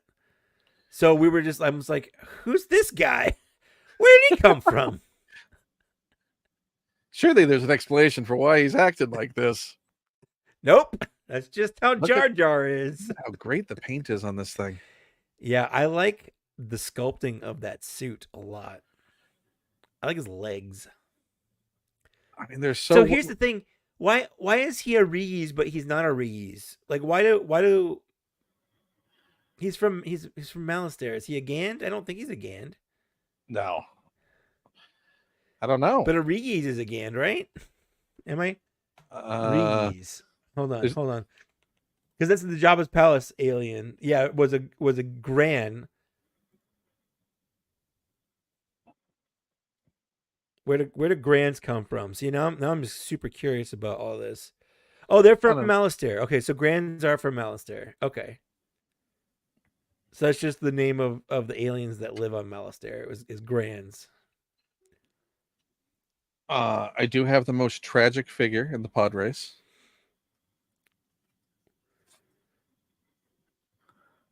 Oh, poor little guy. His whole family. Red Tyrell. His whole family there. His whole family's right there. So excited. Die. And if anyone remembers when Watto is paying out Qui-Gon, when Qui-Gon's collecting at the end, if you look in the hallway behind, you see Red Tyrell's family walking sadly behind just him. Walking so sad. Heads held low.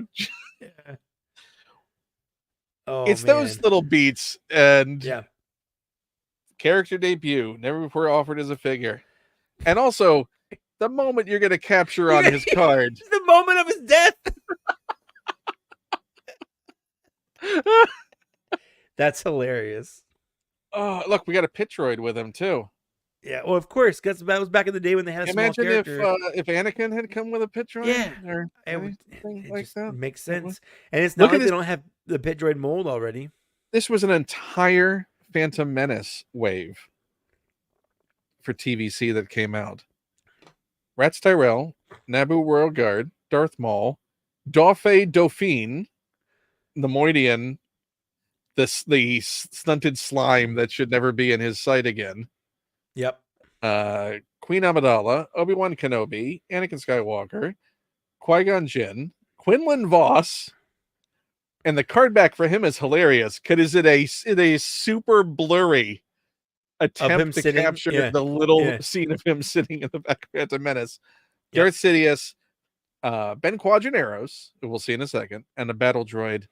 And look at you even got the Obi-Wan's Jedi Starfighter, the AT-AP, and the V-19 Torrent Starfighter released.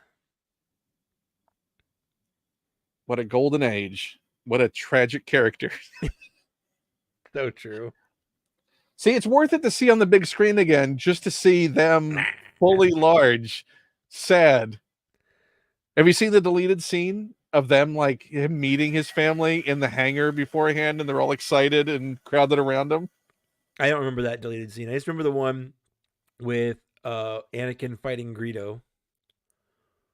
Yeah. Oh no, the weird. The one with Rats Tyrell with his family in the hangar, having a happy little. Yeah, now I'm gonna go race. Go watch me. I remember on the DVD there was a secret blooper reel. It was different from the blooper reel that was on there. There was like a hidden blooper reel. I think you had to type in 1138 on your remote control to access. When that was a thing. And there was a scene where it was during the pod race where they'd put a sand crawler racing against a pod racer that was like going over a dune. And I watched that so often because it cracked me up every time. Just the idea of a sandcrawler just booking it as fast as it can. Which we would see later in Robot Chicken. True.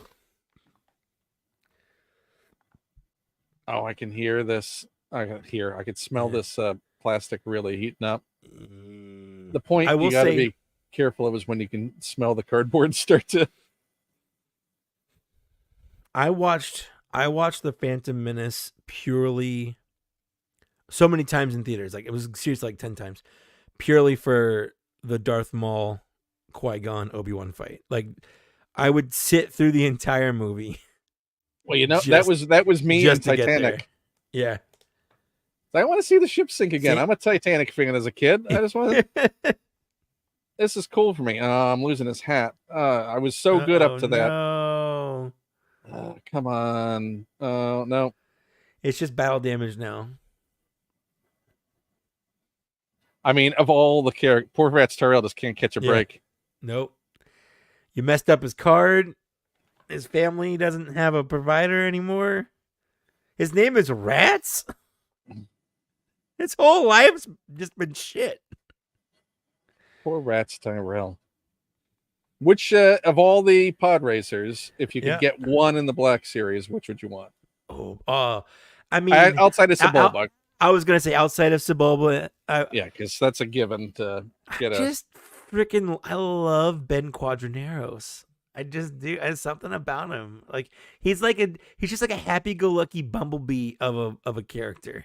And also, Rebels showed us the greatest pod racer ever. Rebels did what? Rebels. He's got a Ben Quadraneros. No, it's not Rebels. It was Clone Wars. Clone Wars. Anakin's got a Ben Quadraneros poster hanging up. He does. Yes. No, he does. Yeah. I was like, I don't remember any pod racers in Rebels, but yes. I think it also appears in Rebels again. The poster shows back up. Like it maintains the canon of Ben Quadraneros somehow being being one of the greatest of all. And he survives that thing because his pod racer blows up right at the beginning. Yeah, well, if anyone wants to go see, I have a short about the figure that shows his little scenes. I mean, he just has no luck. He just has No, but apparently he's the greatest pod racer ever. I get rats out. Oh, what's like he looks so happy. Like there's That's a happy face for sure. and a He looks like kind a little face. dinosaur. I love it. He's so cute. Like he is like he's probably a good father. Yeah. Was a good father. He was just trying to provide for his family. He's like, and you know what it was? He's like, this is it. This is my last race. If I do this race, I'll have earned enough money. I never have to race again. And his family was so happy We're that was going going to to be course. his last one. That would We're going to course. We're going to that. going to Corsa. We're going to that weird little carnival place that they went to in He could Ahsoka. finally retire. They were going to open up one of those like ice pop shops or whatever. Look, that's him We looking just down made at it his children sad. right now. He's looking down at his children, telling them about the great future they're going to have after this one race. This is the whole like I'm on the police force and I'm 1 week away from retiring kind of situation. No, I was supposed to retire last week, but I decided to go one more week just to help out. Yeah. Is this on a ball joint? Kind of just want a Rat's Tyrell. Well, now I want one. Now Right? I want an animated. I want an animated pod racing like cartoon. Like like a wacky races, but it's pod racing. Let's get his goggles on there. Oh, and they got clear plastic in there too. Oh, it's so good. He looks great. We got to get a close up of. I mean, you may just have to go get this figure. I'm not going to, but I will enjoy looking at it through your. Okay, little Land Speeder magnifying Luke. glass. You've given the world a Boss Nass and a Dex. We need a Ben Quadraneros and a Rex Tyrell. Yeah, him or Frederick, like one of the two. Please get on. Who are the other ones? Great ones. Centerpoint Studios. There you go. Out there. Someone give us some pod racers. I will buy. There's Land Speeder Luke. Well, you're more than welcome to join for a few minutes. We're not going to be on long. We're just about done. I know, Mike, you got to leave shortly, right? Yeah, I got about 15 more minutes or so before I You're more than welcome. You have the link, Luke. You're more than welcome to join if you'd like. Also, look at the personality. The link.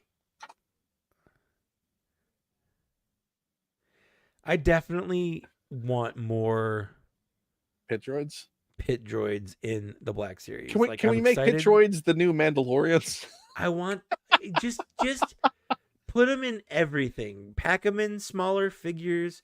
Pack them in larger boxes. Got deluxe where the deluxe is painted. Mix them, pack them, put them in a stew. Put an unpainted pit droid in there. I do not care. I would love to have a box of Black Series pit droids. They're such fun little guys. Well, I got some excitement for you. You ready? Yeah.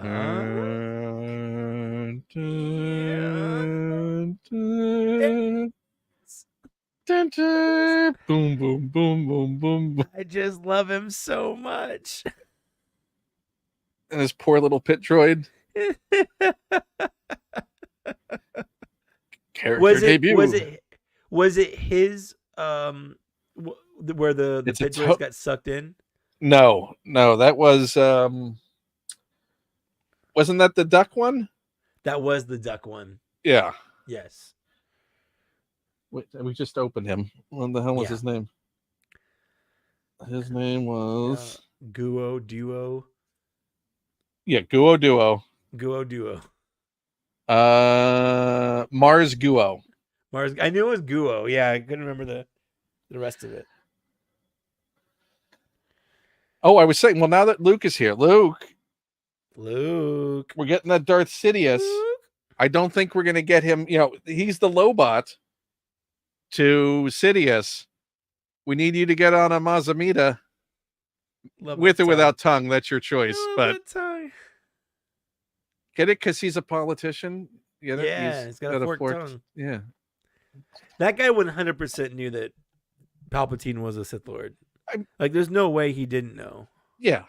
No, I mean, he probably picks up his robes from dry cleaning. Right? I got your... Sir, I have your Sith Lord robes. There's absolutely no way that Masamita does not know.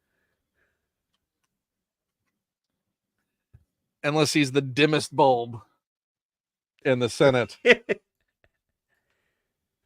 We're opening this up. I've been waiting for this moment. This is a big thing. This is May the 4th. This is Star Wars Day. Is getting this thing opened.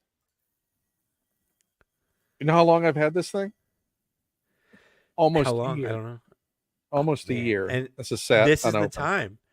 This is the time to do it. These are the days we'll remember, but they will not last forever. I know that song. What other prom songs can we come up with? I don't...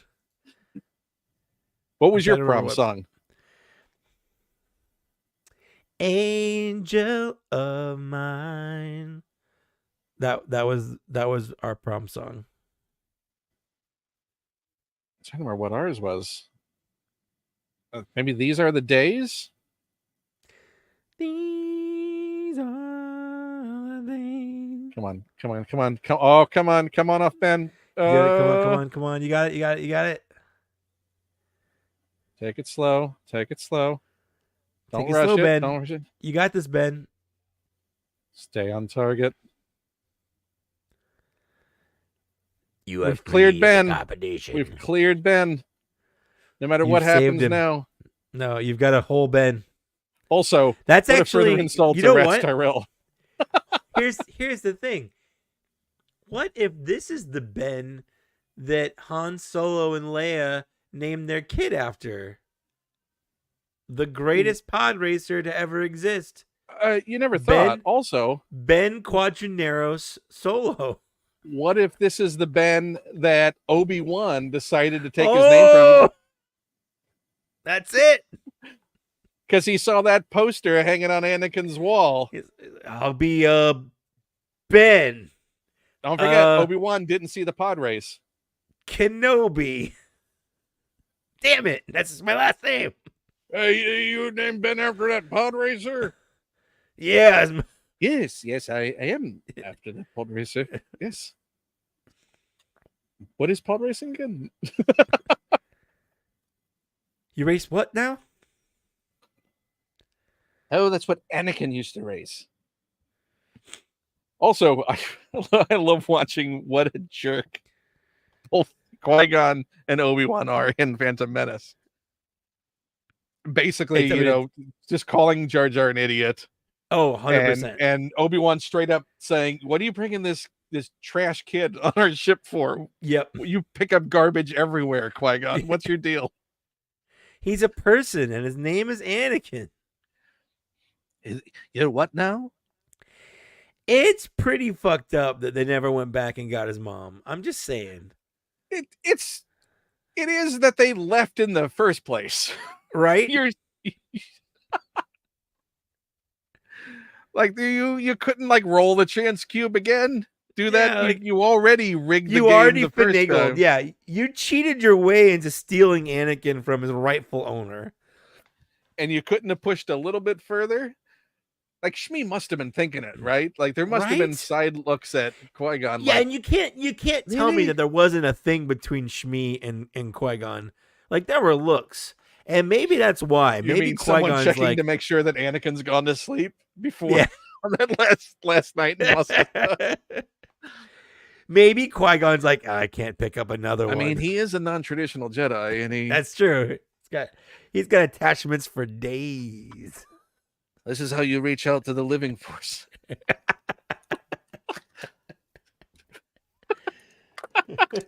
Maybe that's why Obi-Wan is so celibate and so unconcerned. It's like, he's like, he saw so much of Qui-Gon swinging with Ki-Adi-Mundi. That's what they would. Ki-Adi and Qui-Gon would go like to clubbing together. Two fest drunk brothers from SNL. Two wild and crazy Jedis. It's they had a habit as soon as they got into a place, they just put their keys in a bowl. No, even if it wasn't a swingers party, they just put their keys in a bowl. Are these the keys to the High Council? Shh, you're chilling our vibe, Obi-Wan. Go sit in the speeder. Well, Go count the your midi-chlorians. The Jedi Council orgy starts at 8:00 every Tuesday. Well, it doesn't start until Yarrow Poof gets there. Well, Because he's got the pizza. It can't. He brings Gatorade and pizza. Again, where's our Ki-Adi-Mundi? There's your. Look at his face. You know what he looks like? He looks like the caterpillar from Alice in Wonderland? Like Alice in Wonderland, yeah. Who are you? Yes, exactly. But like a live action version where it's kind of like nightmare fuel. I love how they include blasters with all of these characters. Yeah, you don't need to. He in never a Power had of the one. Force 2 Yeah. way, where it's just like, no, they're gonna have some kind of. Yep. Well, if it was a kind of Power of the blaster. Force 2 way, he'd have a gigantic blaster and a regular size blaster. Look at that helmet. It's so good. Also, not to take your dreams It's like away, a but you notice that Luke went very silent when we asked him for your Ben Quadranaris. He's working on his surprise. Yeah, the surprise is he's not doing it. He's not doing it. Surprise. But you need a Ben Quadranaris, right? I mean, I feel like we need one in the Black Series for sure. There we go. Oh, He does have a samurai helmet looking thing with his little ear antenna. a little samurai or space helmety. Yeah. I mean, that's just a strap on the front, right? That holds it in place. I think so. But yeah, look But at it doesn't that. stop it from looking that way. Like I still see a samurai helmet. It's got the silhouette. But considering this is TVC scale and not photoreal. Yeah. No, true. No, Look that's great paint. Look at the eyes. The eyes are great. I love that small nose with the eyes and then just the miles between his nose and his mouth. And look at the mouth even. The paint on It's that. so good. The sharp, he's got sharp teeth. Look at that. Well, it was worth waiting on this. All right. 10 this out of is 10. nice. 10 out of 10. Do you think he was good friends with rats? Do you think they hung out? I feel like on some level they're probably all friends, but they Do you have a think healthy he rivalry as races in Rats' memory? Do you think maybe that's why? You maybe think he funds some of his winnings He puts to a the little Tyrell picture. family? He puts a little picture on his like dashboard. It's a little hologram Yeah, of him. That Yeah. little hollow puck there of Yeah, rats. he's with me every time I go. Every race. It's the one hollow puck he has of him. It's him holding a broken piece of his speeder. 1 week away. Almost out of the game. I mean, I almost feel. What do you got? Like 10 minutes? I got like 5-10 Okay. minutes, something like that. Yeah. We're gonna rush through a vehicle open. Okay. Let me get this out of here. I almost put my finger on the hot end. Do not. Nothing like a burn to mark Star Wars Day. Quite literally. Just like Anakin. I'm an idiot. My name is Anakin. Listen, there was no judgment meant with that at all. It was No, just a absolutely funny line to not. say. It's just a funny thing to say. Because here's the You know, thing. and the, you know- the line, it's a bad line. And that is in no way Jake Lloyd's fault. No, and honestly, I have a greater appreciation in watching that. Mm-hmm. How, and also having had the experience like with my nephews of seeing them as kids and all as an adult being able to observe kids and behavior. He does act like a kid and says, and Yeah. also has the weird arbitrary way that kids would address or not like quite process Sure. what was going on. Yep. Like, oh, wait a second. You're making me leave my mom now? Like, I hadn't Yeah. even thought about it, because why would I think about that I would be leaving my Yeah. mom in this moment? What the Did you heck's the see? matter with you, Jedi? Did you see that video I posted? I'd never noticed this. Like, it never occurred to me until I was doing my C-3PO or my Anakin review. Where I was going back and watching the one time Anakin had his backpack, which was the only accessory he came with, and like he's saying goodbye to C-3PO, and they had like a first person shot tracking Yeah. Anakin across the room from C-3PO's point of view. perspective. And it's so weird. It's I'll just tell so Mom not out to of sell place. you. Yeah. Okay, bye. I just love that. You know what? bye It's because of- almost like that bonus content that would be online. yes. You get like, see Not the me. shot from C-3PO's perspective. Right. I think the only other time we see a first person perspective like that is the mask coming down On Vader. In Revenge of You the Sith. mean I when can't he think of any other becomes time. more like C-3PO? Oh my god! You thought about it the whole damn time. Oh no! I almost, when I was, because I think I put that in my review. I almost put a little overlay on it that says like C-3PO vision or something like that. Like, I imagine that's what comes down on Zach before every Black Series. it's Cantina C-3PO vision. record. Note: parents Parents. should remove and discard fastening devices. Well, you have to call your parents. Well, that's hard for one of them. Well, you have to seance your parents. Yeah. Can you come help me? I mean, great to hear from you again and It's all. great, yeah, but I need, the box says I need your help. Yes, I know how old I am. I do have this toy I need you to help me with. Can I use a knife? I know I was just using a heat gun, but You know, there's something sad that we don't have exploding speeder bikes anymore. I agree. I agree with that. That's such a simple thing to maintain. Like, why Yep. can't we have that? I kind of wish I'd had the Black Series. I have the Mandalorian speeder bike, but I don't have the Endor one they released. That was only in that pack, right? In the multi-pack? The box set that had the speeder bike with it? There was also the one that they released back in Phase 2. Like, that was the original one. They released it individually? Yeah, with the Biker Scout. Oh, with the Biker Scout. Yeah, I never got. Yeah. Okay. That came out in like 2014. This is how you cut yourself. So let's plug some stuff as we're going. Sure. I want you to plug. So we got Black Series Cantina. Oh yeah, Black Series Cantina.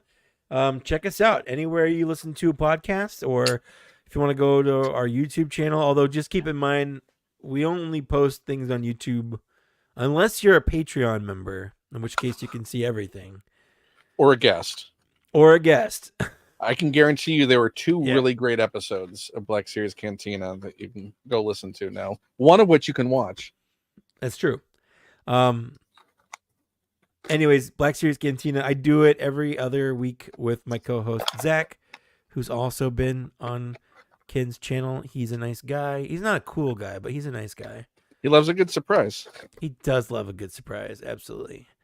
I also have my own channel, Mike Case, which is full of new videos. Yeah, I've been in a video making mood. Part of it, and this is true, part of it is because I cleaned my toy room, and there was something about like just mentally getting it clean to where there's nothing on the floor. The shelves look good. I've got these or just lights. Reconnecting with the fact that you have a collection. Yeah, like I wasn't ashamed of the way my collection looked. Like, it kind of looked the way I wanted it to look. It's not perfect, but like it was enough for me to do. Okay, I'll do a toy video for it. Yeah, right. It's never gonna be perfect, and I know that on some level. But like, I don't know. It's mentally, I was like, it clicked, and I'm like, I want to make YouTube videos again. So far I've made a Black Series video on every figure I've gotten this year so far, with the exception of the Ahsoka Clone Trooper 2-pack, which is the next one I'm doing. And then I did one on my Optimus Prime. Did you open this yet? No, I was waiting for you. I mean, I made a video on it. I know, but now I'm waiting for you. I think you should be there with me when I do it. Maybe I'll wait for whenever that happens in a few months. Sure. We'll have a little. Well, yeah. I wanted to dig out my original Okay. Optimus just to compare how much of a big difference it is from what I grew up with and Sure. what that is. Yeah. But I I'm made a video excited. on that. I'm excited. I haven't even opened it up to look at it, let alone take it out. Like both of them are still in the baggie. It's good. It's a good toy. It's one of the best toys I've received this year. But you had I've your had a bunch misgivings. of bangers. This year has been banger after banger for toys. It's been a good year for toys. Have you had anything that you've been disappointed in? That's a good question. Or are you more selective now before you even get to that point? I've been more selective, but there's still things that slip through the cracks where I get them and I'm like, I don't really like this. I don't know why I picked this up.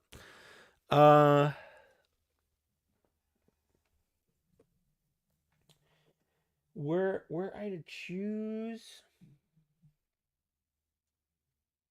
I mean, kind of, and this might be bad for some people to hear. The Vamp, I guess, a little bit. Like, it's not bad. It's just like it's fine. It's just a car. It's just a car.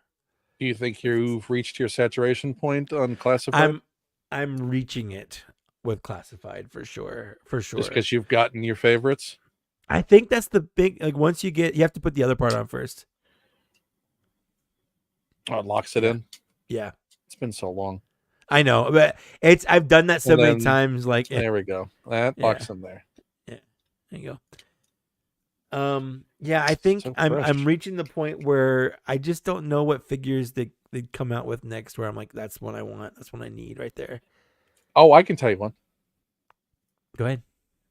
The refrigerator Perry. Well, yeah, of course. They're never going to do him.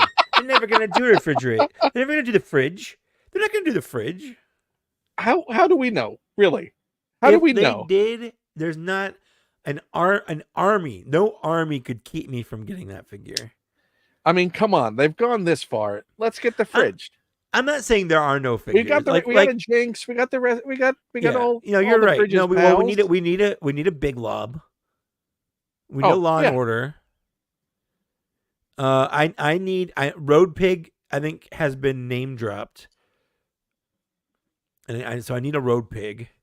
I'm getting the Naga hide because he comes with a boar, and like I love it when they come with animals. That's my favorite part. Also, we need Nemesis Enforcer. Yeah, I'll probably get. I won't. What's his face? Like Globulus. I won't get Globulus. You're not going to get a Burgess Meredith figure. You can put him next to your Penguin. I will not. But I will. I will get Nemesis Enforcer because Nemesis Enforcer looks awesome. Do you remember when Globulus named that guy Santa Claus in that one movie? Yeah. With Dudley Moore. Yeah, and then he told me he had all the time in the world to deliver everything. Yeah. Okay, you ready? Let's do it.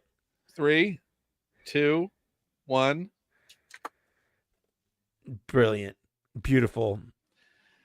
That was nice. So everyone watching, I'm going to be ending this stream, but Mike's going to be appearing on another stream because he lives on streams.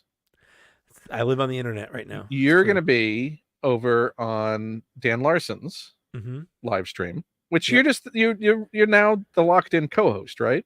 You're just yes. As far as I know, like whenever he does it, I'm like the co-host to be on. Yeah, you're the Andy Richter. Unless I just fuck it up, I guess. You're officially the Andy Richter. Yeah. I like it, and that's how I view it too. And you bring that Andy energy. Yeah, I try. You're a solid contribution. You're not an Ed McMahon. You're an Andy Richter. I don't want to be an Ed McMahon. I want to be an Andy Richter. Although I do wish that Dan would throw to you for pitches. Just like, I mean, we'll work on it. As we do more, maybe we'll start developing some kind of garden weasel. Yeah. You can be the Hank. You can, something. I want to thank everyone for watching this. Happy May the 4th. I really do appreciate you sticking for 4.5 hours with me through this journey. An hour or so, which was really good when Mike showed up. You really pulled it out of the fire. That's why Dan made you the Andy Richter. I'm going to tell Andy Richter there's competition. Move over, Andy Richter. There's a new Andy Richter. I'm going to go back in time and be on Arrested Development. I have a Patreon, patreon.com/Ken Plume. I hope you go check it out. There's a lot of exclusive stuff on there that you get access to. There's more Bit of a Chats coming. There's over 500 episodes that exist out there you can listen to. There's new ones coming soon. A lot of guests, launching some new shows. A new show called Just a Few Things, which is like Force 5, but without Star Wars, with some wonderful guests that I'm going to have on. Keep an eye out for that. I have some interviews that are available that are coming up. I have a Patrick Warburton one that I did 20 years ago. Wow. That's wow. big, long, in-depth. That's finally going to see the light of day. I was gonna say, what does a 20-year ago Patrick Warburton sound like? But then I remember he was on. He Family sounds Guy exactly the same. He sounds the same. Yeah. Yeah. He's just. That was also when Emperor's New Groove. So it's just Patrick Warburton. It's not different. Oh, and we talk about Crunk. Don't worry, there's some Crunk talk in there. I can't wait. So that's going to be up.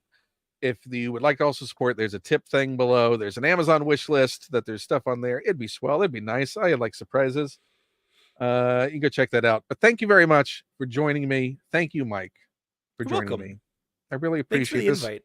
Yeah. Follow us on all the socials. We do things on there. Mike's got some great photos, and he convinced me to get the same photo thing that he has.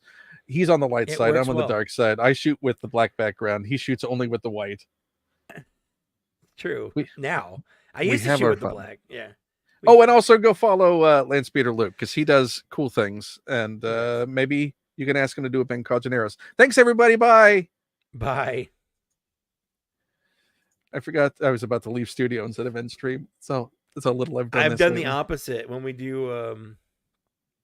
What knows is I know it would be in good hands if I left you here. I'd carry it. You have carried it because you're the Andy Richter. Bye, everybody.